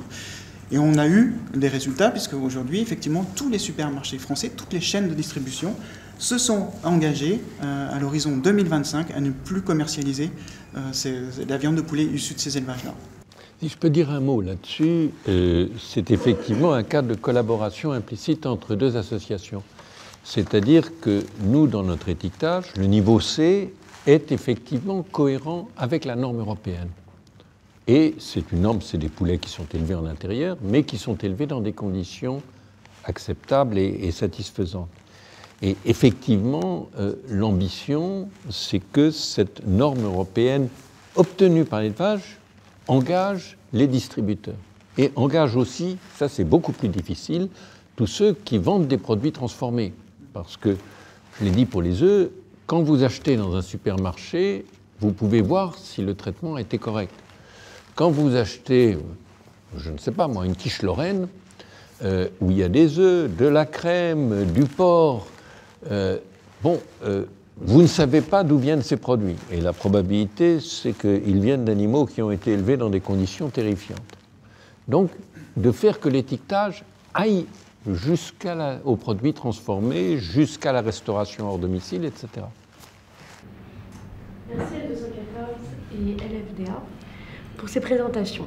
Maintenant, nous souhaitons connaître quelles sont les activités des députés en matière du bien-être des animaux d'élevage. Maître Lanty, est-ce qu'il y a des changements apportés par les lois dans les conditions des animaux d'élevage ? Oui, c'est ce qui avait été dit un peu en préambule sur la prise en compte politique et le sujet politique de la question animale aujourd'hui, depuis plusieurs années et récemment, puisque on a régulièrement l'occasion d'entendre à l'Assemblée nationale et au Sénat des discussions sur l'amélioration de la loi. On a eu une loi l'année dernière qui a été votée en novembre 2021, qui est rentrée en application le 2 décembre 2021 et qui, reconnaissons-le, a amélioré sensiblement certains pans de la question de la protection animale, sur la question des élevages de fourrure, sur la question à terme de l'utilisation des dauphins et des orques dans les delphinariums, sur la question des animaux dans les cirques, et également sur une pénalisation, donc sur des peines plus fortes pour les personnes qui étaient auteurs de mauvais traitements, de sévices graves, d'actes de cruauté ou d'actes de zoophilie. En revanche, cette loi a effectivement ignoré, et on a un angle mort important sur le sujet qui nous retient aujourd'hui, à savoir la question de l'élevage et l'amélioration des pratiques d'élevage en faveur des animaux. Donc on a eu une grande loi finalement de protection animale sur certaines thématiques de protection animale, mais on n'a pas eu sur le sujet qui concerne le plus grand nombre d'individus, sur lequel, vous le dites, les études d'opinion, les sondages prouvent que les Français ont envie. Et c'est encore une fois ce que disait M. Schweitzer, on est systématiquement face à cette difficulté qui est, quand vous interrogez les personnes, tout le monde, ou a priori tout le monde va vous dire ce sujet m'intéresse et je suis prêt à avoir des habitudes de consommation différentes dans l'intérêt de la protection animale. Et ensuite sur l'acte d'achat, sur la question du prix, où vous avez une distorsion entre la volonté affichée dans le cadre des sondages et l'exercice réel de l'acte d'achat. Ce qu'il faut préciser quand même, c'est que cette loi du 30 novembre 2021, qui a apporté des progrès, les autorités politiques ont interdit aux députés d'aborder les deux sujets sensibles que sont l'élevage, des animaux d'élevage, et la chasse. Et qu'il est certain que s'il y avait eu dans la loi un article sur l'un ou l'autre de ces sujets, la loi ne serait pas passée. Et c'est un problème. Tout à fait, ça c'est une certitude, c'est les angles morts de ces dispositions. Ils ont préféré finalement un consensus sur certaines thématiques en laissant effectivement de côté, vous l'avez rajouté, la chasse et évidemment l'élevage qui ne sont pas du tout abordés et qui, dans l'immédiat en tout cas, ne prévoient pas à l'agenda parlementaire de modification ou d'amélioration notable. Et pourquoi du coup, M. Schweitzer, c'est si compliqué de convaincre les législateurs, de les faire agir sur ces questions? Le problème n'est pas de convaincre les législateurs, c'est aussi de convaincre le gouvernement. Je peux dire, j'arrive d'avoir des contacts, on me dit, ne comptez pas sur une loi importante relative au bien-être des animaux d'élevage ou relative à la chasse au cours du présent quinquennat. Maître Lanty, pouvez-vous nous expliquer les lois concernant les cantines scolaires?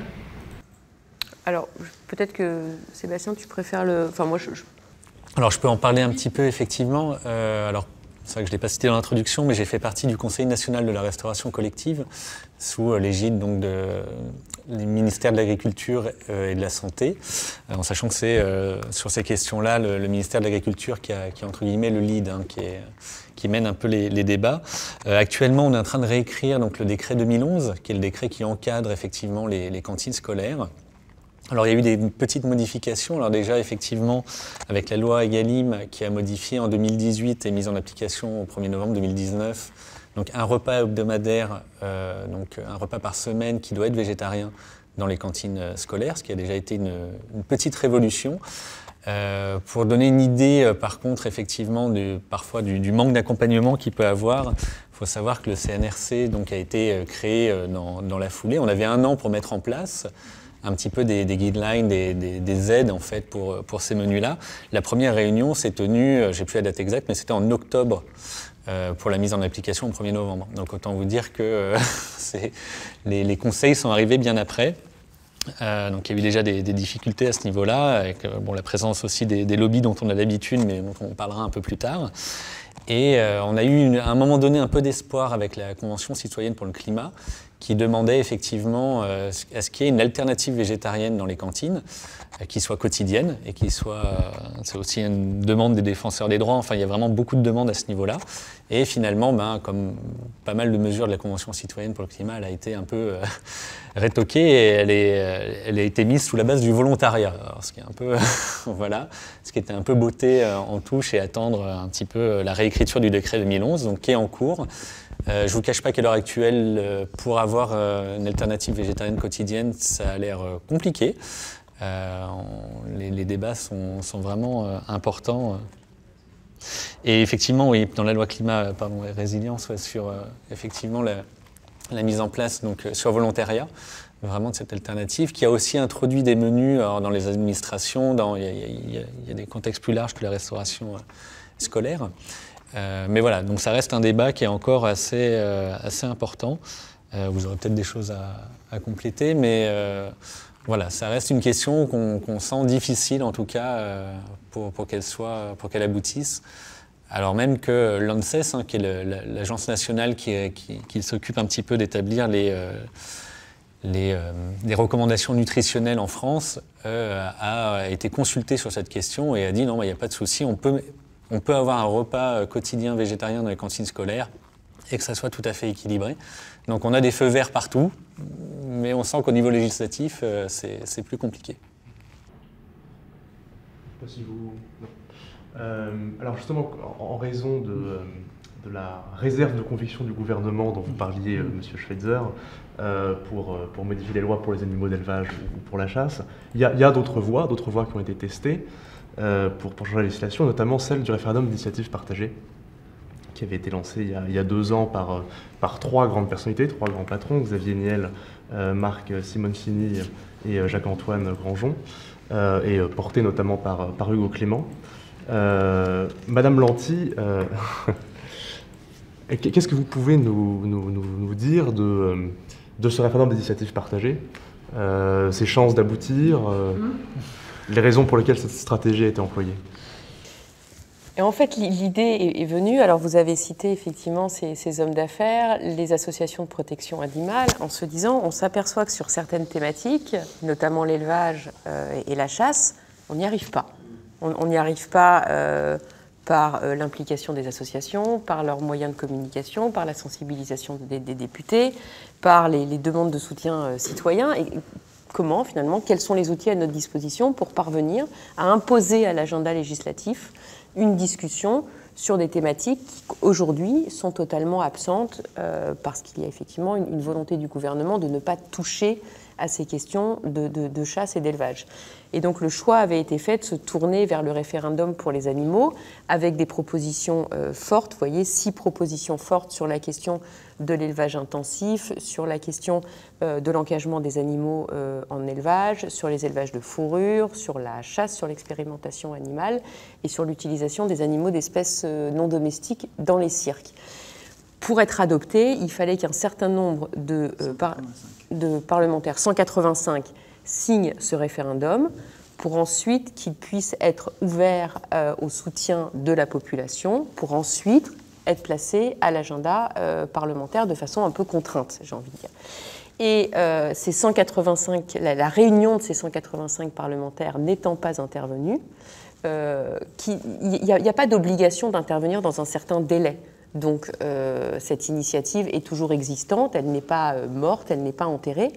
Mais l'idée, c'était de passer par des parlementaires qui, quand on regarde la composition de l'Assemblée nationale, peuvent sembler de plus en plus favorables à ces questions de protection animale. Et donc, à chaque nouvelle législature, on élargit finalement le champ de soutien parlementaire potentiel. Donc, l'idée, c'est de passer par ce biais-là pour que certains sujets qui ne pourront pas être pris par une proposition de loi ou par un projet de loi à l'initiative du gouvernement ou des parlementaires le soient sous ce régime-là qui, effectivement, aujourd'hui, n'a pas trouvé le succès attendu, escompté et espéré des personnes qui le soutiennent.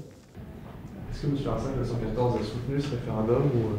Oui, bien sûr, on faisait partie du collectif d'associations qui a soutenu ce référendum, enfin cette initiative, on va dire, parce qu'elle n'est pas arrivée, pour le moment, elle est avortée, parce qu'on a 152 députés qui avaient signé, et donc ils ont fait barrage finalement. Et on a vu des lettres qui ont circulé justement de la part des filières, qui ont pesé de tout leur poids pour que les députés ne signent pas cette... ne permettent pas à ce que cette initiative puisse démarrer, en fait. Parce qu'à partir du moment où vous avez les 180 signatures des députés, vous avez 1 an pour collecter 10% du corps électoral sur les signatures. Et les propositions qui avaient été retenues étaient des propositions tout à fait consensuelles. C'est-à-dire n'avaient été retenues que des propositions qui dépassaient plus de 80% dans les sondages d'opinion favorable. Voilà, sur l'élevage intensif ou d'autres sur la chasse à courre, des chasses cruelles, des choses comme ça. Donc, mais en fait, même si ce référendum d'initiative partagée n'a pas pu vraiment voir le jour jusqu'ici, il a quand même permis d'avoir un débat public autour de cette question-là.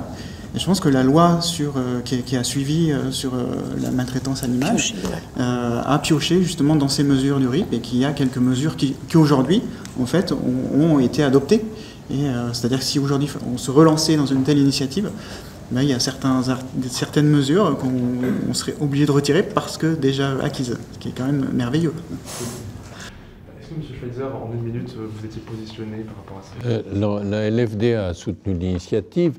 Je dois dire, à titre personnel, un des points de cette loi, à mes yeux, pose un problème, pour la raison que j'ai expliquée tout à l'heure, c'est l'interdiction de tout élevage intensif en France. Parce que ça, c'est dans le système législatif européen actuel, la condamnation à mort d'un très grand nombre d'éleveurs, et je dirais de la majorité des éleveurs français. L'interdiction des cages, l'interdiction, ça c'est une évidence. L'interdiction de l'élevage de la fourrure, c'est fait. La chasse, je ne peux qu'être pour l'interdiction, et ça n'a aucune conséquence économique gênante. L'expérimentation, c'est cohérent avec la philosophie européenne, ça ne pose pas de problème. L'interdiction des animaux sauvages dans les cirques, c'est décidé et c'est voté par la loi.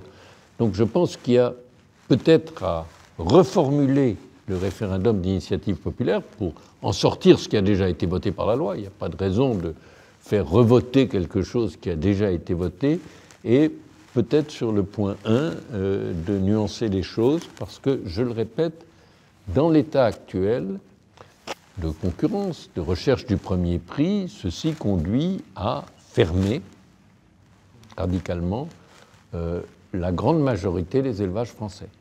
Je ne sais pas si vous êtes d'accord, monsieur. Cet outil en lui-même est normalement un outil démocratique. Tant qu'on est de toute façon à 10% de signatures, alors c'est pas des signatures sur un bout de papier, hein, il faut donner soit un numéro, son permis, etc. Donc c'est compliqué. Non, j'ai signé mon nom dessus. Donc, je suis dans les... C'est très bien, mais tant qu'on est à 10%, voilà, cet outil, il y a peu de chances qu'il serve à quelque chose un jour. Voilà, tant qu'on ne réduit pas, on ne rabaisse pas le nombre de signateurs à 1 million, par exemple, qui serait beaucoup plus raisonnable pour en faire un vrai outil de démocratie. Alors, je voudrais quand même revenir sur un point, sur la question de l'élevage intensif. Il faut savoir qu'aujourd'hui, en fait, l'élevage intensif a emmené la mort du milieu de l'agriculture. Aujourd'hui, on n'a plus que 2 ou 3% de la population active qui travaille dans le milieu de l'agriculture. Je prends un exemple sur un élevage de poules pondeuses. Si vous avez un éleveur va pouvoir s'occuper tout seul, pour les opérations courantes, on va dire, d'un élevage, tout seul, il va pouvoir s'occuper de 60 000 poules pondeuses. Et si vous transformez ça en élevage, avec un élevage où il y a un accès à l'extérieur, en équivalent, il faudra 6 ou 7 élevages en plein air. C'est-à-dire que quand vous construisez un élevage intensif, vous détruisez, vous faites, si on regarde juste la question de la population qui travaille dans le monde agricole, si vous regardez d'un point de vue social, en fait, c'est se faire harakiri, quoi, en vrai, l'élevage intensif. Et en plus, c'est une aberration économique, l'élevage intensif, aujourd'hui. Il y a tous on parlait tout à l'heure des élevages de cochons. Aujourd'hui, l'endettement moyen d'un éleveur de cochons est à plus de 300 000 €. Hein, vous imaginez, un taux d'endettement moyen. Donc aujourd'hui, c'est un système qui est sous perfusion, qui est une aberration économique. C'est-à-dire qu'on a plus de 100 milliards de subventions de la PAC pour soutenir ce modèle d'élevage-là, mais qui, si on regarde d'un point de vue complètement libéral, ça n'a aucun sens. C'est-à-dire qu'aujourd'hui, alors j'avais un exemple à vous donner, c'est Jean-Baptiste Moreau, député de la République, qui était ex-député de la République En Marche, qui était porte-parole de la République En Marche, qui était en charge des questions agricoles, parce qu'il est éleveur dans la Creuse de bovins à l'étang. On a regardé ses subventions. Monsieur Jean-Baptiste Moreau touche pour son exploitation entre 6 et 7 000 € de subventions par mois. Oui. C'est-à-dire que si on était remonté 10 ans en arrière, sur 10 ans, il avait touché plus de 600 000 € de subventions de la PAC, tout en ayant son activité d'élevage. Donc c'est là qu'on se rend compte qu'en fait, cette question du prix est totalement faussée, et encore, on ne compte pas tous les externalités, comme ramasser les algues vertes, les problèmes qu'on va avoir avec l'antibiorésistance, etc., etc. Donc c'est un modèle qui, de toute façon, d'un point de vue purement économique, ne tient pas la route. Si je peux faire une remarque, simplement. Oui, non, mais en un mot, la France a un élevage qui est intensif, mais pas industriel comme d'autres élevages dans d'autres pays. Et c'est le maintien de cet élevage que j'appellerais, moi, semi-intensif, qui doit être subventionné. Autrement dit, un élevage de, je ne dirais pas de luxe, mais de très grande qualité de vie parce qu'il a un prix de vente qui lui permet de vivre. Un élevage industriel à la hollandaise, où on est vraiment dans un système industriel immense, vit parce qu'il a des très bas coûts. L'élevage français est un peu au milieu des deux pour l'essentiel, c'est-à-dire ce n'est pas l'échelle de... On a parlé des 1000 vaches, la ferme n'a jamais existé. Dans les pays européens, il y a des fermes de 5000 vaches. Et là, on a des coûts plus bas. Et l'élevage français, il est entre deux, et c'est ça qui fait qu'il n'a pas de base industrielle. Il y a des pays où il y a à la fois un élevage très industriel, effrayant au dernier degré, et un élevage de luxe, les Pays-Bas. Nous, on a une situation qui, effectivement, est économiquement pas optimale, mais si on interdit l'élevage intensif, ce qui est certain, c'est que les entreprises endettées feront toutes faillite. On a vu vos deux divergences sur cette question, sans oublier d'ailleurs tout le développement qu'on avait fait au début de cette table ronde sur le traitement des animaux aujourd'hui dans les élevages en France. Et il faut mentionner que les Pays-Bas se sont engagés dans une politique radicale de diminution de son cheptel aujourd'hui. C'est-à-dire qu'ils ont pris la mesure de la pollution de l'élevage intensif et de leur modèle, et ils sont en train de faire marche arrière toute. Ce qui pose d'ailleurs enfin, il y a beaucoup de mobilisation du monde agricole aujourd'hui aux Pays-Bas, ce qui est difficile, effectivement. Il faut accompagner, c'est ça aussi qui est intéressant. Et c'est ce qu'il y avait dans le RIP aussi, c'est-à-dire qu'on ne sort pas de l'élevage intensif comme ça d'un coup de baguette magique du jour au lendemain. C'est un plan d'accompagnement pour sortir de l'élevage intensif. Peut-être dernier mot cette question. Nous avons vu que l'élevage intensif et industriel oblige les animaux à vivre dans des conditions abominables et que ce mode d'élevage a non seulement un impact néfaste sur l'environnement, mais sur notre santé et la santé, publique. Pardon. Alors le GIEC préconise depuis 2019 la réduction par 80% de la consommation de viande, afin de réduire donc, les émissions de gaz à effet de serre. Et selon des rapports de la FAO, donc l'Organisation des Nations Unies pour l'alimentation et l'agriculture, l'élevage non seulement contribue au réchauffement climatique, mais utilise aussi énormément d'eau. Et donc si on ne réduit pas la consommation de viande, il y aura, d'après donc, la FAO, plus suffisamment d'eau douce pour 2050. Donc le choix alimentaire, de chacun de nous est très important pour l'avenir de notre planète. La viande, c'est un aliment qui est très prisé, c'est un aliment qui est très demandé par les consommateurs, on l'a vu, même si donc, il y a des changements vers aussi de la viande rouge vers les poulets. Mais c'est aussi un aliment prisé, mais aussi un aliment qui cause des maladies. Et le risque d'antibiorésistance est accru par le mode d'élevage actuel. Monsieur Demange, jusqu'où la réduction de la consommation de la viande peut aller, et est-ce qu'elle est nécessaire et bénéfique? Alors en fait, il y a deux questions là-dedans. La première, alors réduire la consommation de viande, ça c'est toutes les organisations de santé sont d'accord là-dessus. Il y a vraiment un réel consensus pour dire qu'il est nécessaire qu'on diminue notre consommation de viande pour des raisons de santé et de santé au sens large, mais j'y reviendrai. Et après, donc il y a une deuxième question qui est jusqu'où on peut aller. Ben, on peut aller jusqu'à 0. C'est-à-dire qu'il y a aussi un consensus là-dessus qui est de dire qu'on peut effectivement consommer 0 g de viande et être en très bonne santé, voire en meilleure santé. On pourra y revenir aussi. Mais voilà, les deux consensus sur lesquels il y a peu de discussion, on va dire, c'est sur le fait que tout le monde devrait diminuer sa consommation de viande et que si on veut aller jusqu'à 0, on peut. Et comment est-ce que la transition alimentaire vers une végétalisation alimentation est bénéfique pour l'environnement et aussi donc pour la santé humaine? Alors effectivement, depuis le début des années 2000, l'OMS parle de santé, en fait, d'un concept qui s'appelle une santé, qui est en fait de dire que notre santé individuelle est étroitement liée à la santé publique, à la santé des animaux et à la santé environnementale. Alors sur des points un peu différents, c'est-à-dire pour les animaux, comme on en a parlé, l'antibiorésistance, effectivement les zoonoses, donc ces maladies qui passent des animaux aux humains.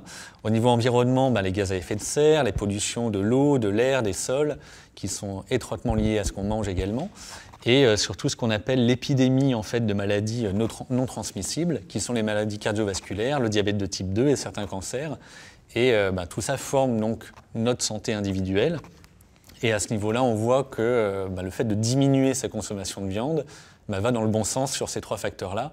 Donc de facto, améliore notre santé individuelle. Et est-ce qu'il y a des obstacles à ça, à cette transition alimentaire, à cette végétalisation, si elle est, je veux dire, s'il n'y a que des avantages, Pourquoi c'est si compliqué? Alors il y a beaucoup d'éléments, on peut le développer assez longuement, je vais essayer de synthétiser un petit peu. Alors la première chose qu'on a une tendance à souvent ignorer, c'est à quel point notre alimentation, la manière dont on mange, c'est inscrit en nous. C'est-à-dire que on mange d'une certaine manière depuis qu'on est tout petit, c'est une transmission de parents aux enfants ou de la communauté aux enfants. Et toute cette transmission-là, effectivement, elle est ancrée en nous et à tel point que pendant longtemps, on peut régulièrement appeler certaines nations par un plat un peu caractéristique qui va les qualifier. Et vraiment, on retrouve dans des textes, on peut prendre des textes bibliques, on peut prendre d'autres écrits, mais vraiment ce côté où ce qu'on mange va définir la communauté à laquelle on appartient. Donc déjà, remettre ça en cause, remettre un élément, ce qu'on appelle un critère identitaire qui est aussi fort en cause, c'est pas simple. Donc ça, c'est le premier point. Après, il y a beaucoup d'argent en jeu, soyons clairs, on en a parlé déjà pendant la table ronde, mais les forces économiques qui sont mises en place sont très très puissantes. Alors on peut parler effectivement, pour prendre un exemple, l'intersyndicale bovin et viande, l'Interbev, qui consacre 30 millions d'euros chaque année à la communication. Les produits laitiers avec le Niel, eux, ils sont un peu moins riches, ils consacrent que 25 millions d'euros par an à la communication. Donc on se rend compte qu'on est face à des forces quand même assez puissantes et qui sont partout. Pour reprendre l'exemple du Conseil national de la restauration collective, quand on discutait du repas végétarien, il y avait à table quelqu'un qui était salarié par l'intersyndicale bovin et viande et qui ne comprenait pas pourquoi on s'étonnait de l'avoir ici, qu'alors on parlait de repas qui ne contenaient pas justement de viande. Donc ils sont vraiment, ils ont beaucoup de moyens et c'est vrai que c'est pas évident de lutter contre et du coup d'arriver à une prise de conscience qui serait bénéfique effectivement pour tout le monde, mais qui impliquerait aussi de faire le lien finalement peut-être entre les animaux que nous élevons et la viande que nous mangeons. Et je pense que c'est un lien qui n'est pas forcément facile à accepter parce que ça viendrait remettre en cause beaucoup de choses dans notre psychologie et dans notre manière d'appréhender aussi le monde et puis sur tout ce qu'on a pu faire pendant des années. et se dire, là, effectivement, on n'a peut-être pas agi au mieux. Bon, maintenant, comment on agit mieux? Et justement, pour ceux qui veulent végétaliser leur alimentation, est-ce qu'il y a des points de vigilance à avoir particuliers? Alors, comme dans toute alimentation, il y a des manières, effectivement, de bien mener une alimentation, comme des mauvaises manières, mais ça qui est de la viande dans l'assiette ou pas, c'est un petit peu, c'est une des recommandations d'ailleurs de l'OMS, de dire d'arrêter de considérer que la viande doit être centrale dans un plat. C'est vraiment une recommandation qui est émise pour penser un petit peu autrement. Et après, effectivement, on se rend compte dans les études que le fait de consommer plus de légumineuses, ça serait déjà meilleur pour la santé. C'est quelque chose qui doit vraiment faire partie de notre alimentation. Tout ce qui va être effectivement le tofu, le seitan, des choses qui vont venir effectivement apporter beaucoup de protéines végétales qu'on appelle de qualité, parce que voilà, ça vient remplir effectivement l'assiette et un rôle physiologique, j'en reparlerai un petit peu après. Mais voilà, donc les légumineuses, il faut savoir que par exemple les végétariens et les végétaliens qui sont les personnes qui consomment plus de légumineuses dans la population française, on en consomme 6 à 7 fois plus que le reste de la population, ce qui nous place dans le bas des recommandations. C'est-à-dire les recommandations de légumineuses sont beaucoup plus hautes que ce que consomment les Français. Et même quand on végétalise l'alimentation, on se retrouve finalement à presque pas assez en manger. On en mange suffisamment, mais on pourrait faire un effort dessus. Après, c'est les céréales complètes, c'est effectivement des choses comme ça qui viennent compléter l'alimentation. Et il y a un petit point, alors souvent on entend parler effectivement des protéines, qui est un faux problème et qui est même, actuellement on assiste plutôt effectivement à un changement de paradigme, de dire que c'est plutôt les protéines végétales qui sont de meilleure qualité, parce que l'impact environnemental et l'impact sur la santé est meilleur. Et que voilà, les protéines végétales, on a tous les acides aminés dont on a besoin, donc c'est vraiment pas une inquiétude qui devrait être là. On entend souvent parler du fer. Pareil, dans nos pays, on va dire, où on a accès à une diversité alimentaire, le fer n'est pas un problème. En soi, on voit dans toutes les études qu'on ne manque pas plus de fer que le reste de la population qui consomme de la viande. Et il y a un vrai point d'intention qui est la vitamine B12. Quand on diminue notre consommation de viande et de produits laitiers, c'est effectivement important de se supplémenter en vitamine B12, mais finalement, comme on le fait avec l'iode, qu'on supplémente dans le sel, parce qu'à une époque où l'accès aux produits de la mer était plus compliqué, il y a plein de choses effectivement qui rentrent en ligne de compte. Et on supplémente en vitamine D très largement la population. Ça fait vraiment partie des choses sur lesquelles on peut être assez à l'aise, d'autant plus que c'est une supplémentation où il n'y a pas de surdosage connu, et on monte à des valeurs très hautes, qui est facile à réaliser et qui est vraiment pas très cher. Ça peut revenir à moins de 4 € l'année, donc c'est pas quelque chose effectivement qui implique un coût important. Donc je pense que c'est des choses assez simples à mettre en place. Pour la petite histoire, il y avait une étude en 2003 de mémoire en France sur la supplémentation des farines en vitamine B12. Et ça avait été testé. Et on a contacté l'auteur du papier. Ils ont montré que ça marchait. Et puis, ça n'a pas été continué. Et lui, comme il nous expliquait, il est passé à autre chose. On lui a demandé de chercher autre chose. Il est allé chercher autre chose. Mais voilà, il y a des solutions qui existent et qui pourraient être mises en place assez facilement. Monsieur Schweitzer, vous avez écrit en 2020 « Faut-il arrêter de manger de la viande ?» Donc, qu'avez-vous répondu en fait dans ce livre? J'ai répondu que c'était un choix individuel et qu'il fallait respecter un choix comme l'autre. Par rapport au sujet qui nous concerne, j'avais exprimé l'idée que la charcuterie était un problème de santé publique, que la viande, dans des conditions raisonnables, à mes yeux, n'en est pas un. Et qu'au fond, les facteurs qui doivent conduire à limiter la consommation de viande, c'est l'éthique, le problème des animaux, et l'environnement. Et bon, pour ma part, au fond, depuis 2012, quelle conclusion j'ai tirée? J'ai divisé ma consommation de viande par 2, mais je dois dire que franchir l'étape suivante, je ne me vois pas le faire parce que, mon Dieu, ça fait partie non seulement de mes habitudes, mais des plaisirs de ma vie. Et je n'arrive pas à me résigner à les perdre entièrement. Il faut ajouter quand même que, au fond, le végétalien implique quand même une attention à l'équilibre de ce qu'on mange. Le végétarien, pas du tout. Mais le végétalien implique une attention à l'équilibre de ce qu'on mange. D'ailleurs, ce que Sébastien Demange a souligné. Voilà. savez, cette affaire-là, si je ne vois pas un gouvernement prescrire des choses aux gens dans ce domaine, on peut mieux informer, et l'information aujourd'hui est très imparfaite là-dessus. Je peux dire sur le fait qu'il y a des bons substituts. On voit même tripoter de médecins, et j'en connais certains, qui vous expliquent que c'est très mauvais pour vous. Donc il faut aussi éduquer les médecins. D'ailleurs, si vous voulez dire quelque chose là-dessus. Alors tout à fait, alors, ça fait partie des freins que j'aurais pu aborder aussi, hein. C'est effectivement le peu de connaissances qu'on a dans le monde médical.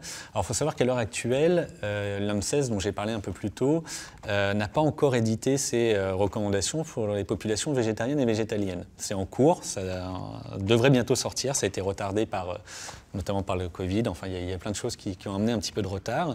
Et suite à un travail de thèse d'un confrère, au sein de l'Observatoire national des alimentations végétales, on a édité un site qui s'appelle VGClick. Alors, il faut savoir que les médecins, on a plein d'outils en clic, c'est-à-dire on a AntibioClick notamment sur les antibiotiques. Enfin, on a des aides, mémoire un petit peu pour bien faire les choses. Et du coup, on édite et on met à jour un site qui s'appelle vgclick.com et qui permet en consultation assez rapidement à un médecin finalement de donner les bons conseils. C'est-à-dire, est-ce qu'il faut supplémenter en vitamine B12, comment il faut le faire, qu'est-ce qu'on peut proposer, qui sont des choses un petit peu spécifiques. Encore une fois, ça concerne assez peu de la population française, finalement, et ça permet d'avoir des bons conseils et surtout qu'on arrête d'entendre que ça serait impossible d'un point de vue santé. Il y a effectivement des précautions à prendre, mais encore une fois, comme toute alimentation, mais là c'est un peu plus difficile parce qu'il n'y a pas l'habitude. C'est-à-dire que la société n'est pas construite autour de ces alimentations-là.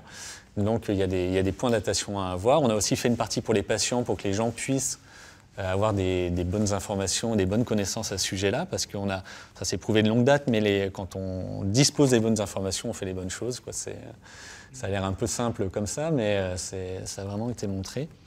Donc effectivement, c'est des choses qui permettent d'aider les consultations et peut-être effectivement qu'il y ait moins de difficultés dans cette relation-là. Moi, il faut savoir que j'ai fait ma thèse de médecine sur la relation médecin-patient au regard du végétarisme. Et ce que je montrais, c'est que quand on dit à quelqu'un, en tant que médecin, à un patient, qu'il faut manger de la viande pour être en bonne santé, ou qu'on perçoit une mauvaise réaction quand on dit qu'on est végétarien, ça nuit à la relation thérapeutique. Et on est amené après à cacher des symptômes pour ne pas entendre dire « oui, mais vous n'avez qu'à manger de la viande et vous n'aurez pas ce symptôme », ce qui est complètement en plus faux, quoi. C'est vraiment une idée reçue la plupart du temps. Et du coup, ça ne repose pas sur des données de la science. Donc nous, on a vraiment à cœur d'amener ces données scientifiques qu'on a depuis maintenant pas mal d'années, mais les traditions sont dures à changer. Et on parlait par exemple du plaisir. Le plaisir est un apprentissage. Et on peut aussi changer ce qui nous fait plaisir. Alors ça demande, je ne dis pas que c'est facile et simple, mais c'est des choses qui sont tout à fait possibles. Et ça nécessite effectivement de faire des efforts et puis de bien informer, et c'est ce qu'on s'évertue en tout cas à faire. Est-ce que L214 justement participe à ce travail d'information Oui, puis je voudrais revenir sur un petit point, c'est qu'on a l'impression que l'alimentation normale, on va dire, celle qui est choisie, dans laquelle on est élevé, est une alimentation qui est naturellement bénéfique. Mais en fait, si on regarde, au niveau des premières causes de mortalité, les maladies cardiovasculaires sont très liées à notre alimentation. Donc on devrait aussi y veiller, je pense, être aussi actif dans sa nutrition que quand on passe à une alimentation plus végétale. Et je pense que c'est les mêmes problématiques. Après, il y a la question de l'habitude, il y a la question du plaisir, qui est effectivement quelque chose que moi, je peux témoigner, j'ai vécu. J'étais un gros mangeur de viande, j'adorais le goût de la viande. Et petit à petit, c'est vrai que quand j'ai pris une décision éthique de ne plus consommer de produits animaux, je me suis dit, je fais ce sacrifice. J'avais ce terme sacrifice en moi. Et je m'aperçois qu'après quelques temps, en fait, le goût on prend du plaisir à manger la nouvelle alimentation qu'on a adoptée de façon aussi intense et aussi jouissive, on va dire, que celle qu'on avait avant. C'est juste une déconstruction à faire et une habitude à changer. Sauf peut-être pour le fromage. Non, mais c'est vrai que le fromage, le gras et ce que la vache va sécréter dans le lait, justement. C'est assez irrésistible. Ouais.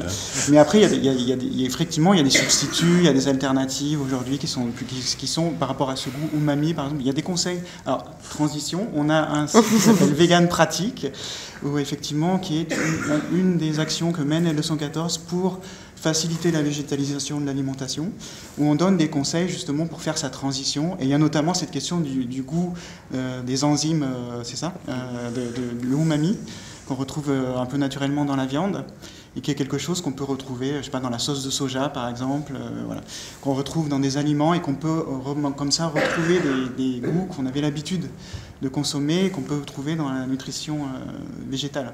Donc sur ce site Vegan Pratique, on a des recettes, on a des conseils sur la nutrition, des conseils, on a essayé de simplifier aussi pour que ce soit simple de consommer et rassurer aussi. Ça c'est très important, je pense qu'effectivement il y a les professionnels de santé aujourd'hui, les médecins qui sont très mal formés sur cette question de la nutrition. Enfin, je parle sous le contrôle de Sébastien, mais c'est ce qu'on m'a toujours dit, qu'il y avait très peu finalement d'heures de formation sur la nutrition, beaucoup sur l'allopathie, enfin sur soigner des maladies, mais pas sur la prévention, moins sur la prévention, alors que l'alimentation est quand même un facteur déterminant sur ce sujet-là. Et on a notamment un Veggie Challenge qui justement va accompagner les personnes qui veulent végétaliser leur alimentation. Pendant 21 jours, ils vont recevoir un email voilà, pour Monsieur Schweitzer avec des conseils, et des éléments d'éthologie aussi pour la motivation, qui peut être intéressant, parce que c'est quand on prend un engagement et qu'on change son alimentation et qu'on sait pourquoi on le fait, c'est aussi très satisfaisant, quoi. Parce qu'on sait pourquoi on le fait et on est fier d'avoir dans notre assiette des aliments qui n'ont pas forcément impliqué la mise à mort d'un animal. C'est quelque chose de très... personnellement, ça a été très important dans la pérennisation de cette décision-là. Et on voit aussi, c'est vrai qu'on peut questionner sur la question de la naturalité d'un régime végétalien, parce qu'on dit bon, il faut se supplémenter en vitamine B12. Il y aurait beaucoup de choses à dire, mais on voit que dans les élevages intensifs, on donne énormément de compléments alimentaires aux animaux, dont la vitamine B12. Nous, on voit quand on regarde des fiches de nutrition des animaux d'élevage, ils sont extrêmement complémentés.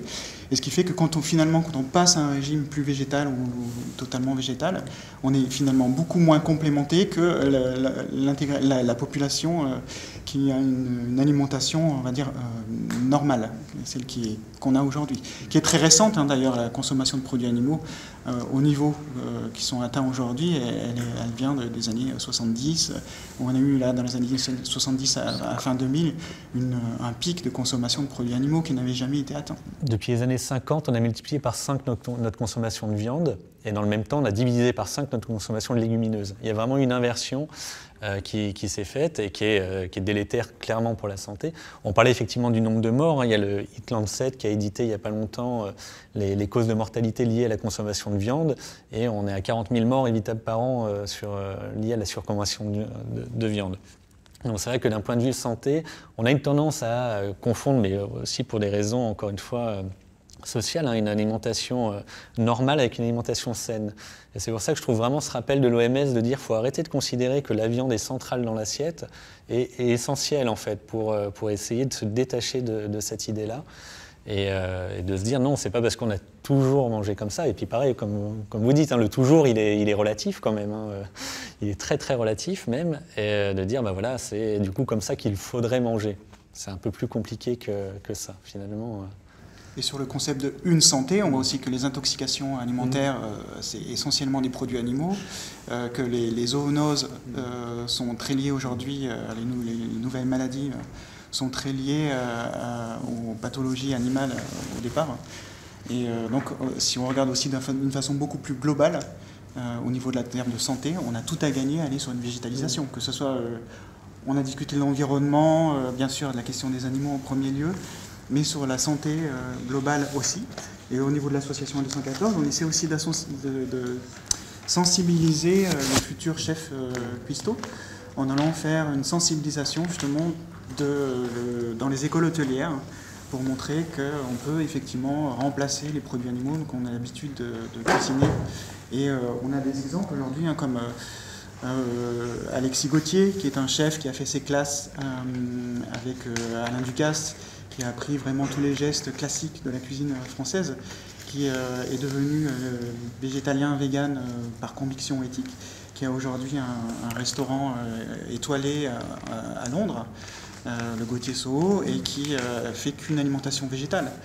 Et on a aussi une chaîne de boulangerie à Paris, qui s'appelle les Boulangeries Landemaine, avec Rodolphe Landemaine, qui a aussi végétalisé, enfin est en train de végétaliser ses boulangeries, parce qu'il a aussi, d'un point de vue éthique, considéré qu'il n'avait plus envie de cuisiner, enfin d'utiliser des produits d'origine animale. Et on voit qu'on arrive à faire des pâtisseries aussi bonnes et équivalentes à ce qu'on a l'habitude de manger en version végétale. Est-ce qu'en 20 secondes, vous avez un livre de référence? En 20 secondes, oui. Alors, la meilleure façon de manger végétal. Alors, j'ai un petit parti pris parce que j'ai écrit la préface, mais ça ne me rapporte rien. Mais qui est un livre qui est assez récent, là, qui a été édité par 2 personnes qui sont, du coup, à l'Observatoire national de des alimentations végétales, et qui reprend, en fait, effectivement, les grandes données sur comment végétaliser une alimentation, à quoi il faut faire attention. Qu'on veuille végétaliser un peu, beaucoup ou totalement l'alimentation, en fait, il y a à chaque fois des conseils adaptés et qui reposent vraiment sur les données de la science. Et je crois que c'est très important d'avoir un livre comme celui-là. Voilà. Merci beaucoup. Merci. Si vous avez des propos conclusifs, si l'un ou l'une d'entre vous a envie de conclure cette table ronde, sinon on le fera, mais si vous voulez le faire ou commencer, vous pouvez. Peut-être juste un mot.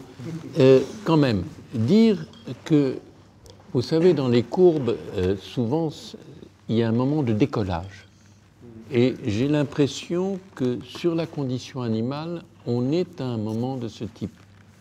C'est-à-dire où le mouvement de l'opinion qui a eu lieu, qui est établi, est en train de devenir quelque chose qui produit des effets.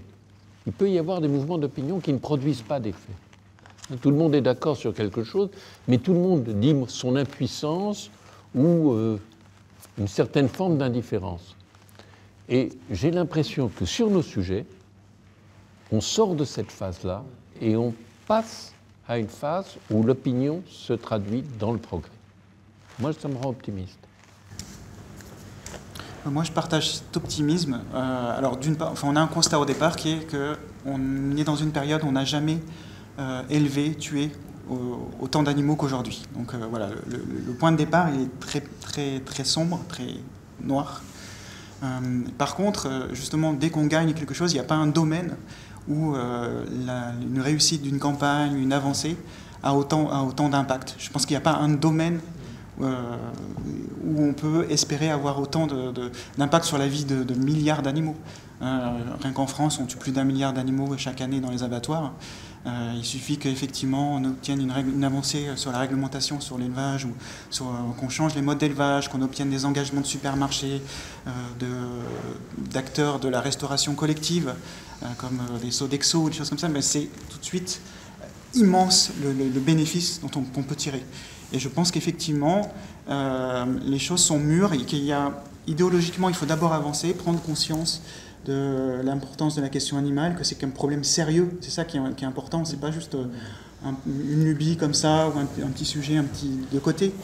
Il faut prendre la question animale au sérieux, c'est-à-dire qu'aujourd'hui, les scientifiques, au niveau de la conscience des animaux, des mammifères, des animaux marins, il y a les spécialistes du cerveau, aujourd'hui, sont d'accord pour dire que ces animaux-là ont les mêmes substrats biologiques qui leur permettent ressentir la souffrance, mais d'avoir cette conscience-là. Donc c'est une responsabilité qui est terrible, qui sont entre nos mains, mais on n'a jamais eu autant de considération pour la question des animaux aujourd'hui dans les débats publics, et à partir du moment où elle va se transformer en pratique dans des choses dures, parce que c'est ça qu'il faut aujourd'hui, des choses très concrètes. Quand on va avoir quand le fruit sera mûr, on n'aura plus qu'à le récolter et on va avoir des bénéfices incommensurables avec tout ce qu'on a pu vivre jusqu'ici. Écoutez, je vous remercie beaucoup pour cette table ronde. Je l'ai trouvée très féconde. Alors, il y avait quelques points de divergence entre vous à certains moments, mais globalement, beaucoup de convergence en réalité, avec notamment l'idée qu'il y a beaucoup à faire pour les animaux. Et moi, ce qui me réjouit notamment, c'est qu'on peut faire une table ronde aussi sérieuse et qu'aujourd'hui, parler des animaux, ça n'est plus se ridiculiser. Merci beaucoup. Merci.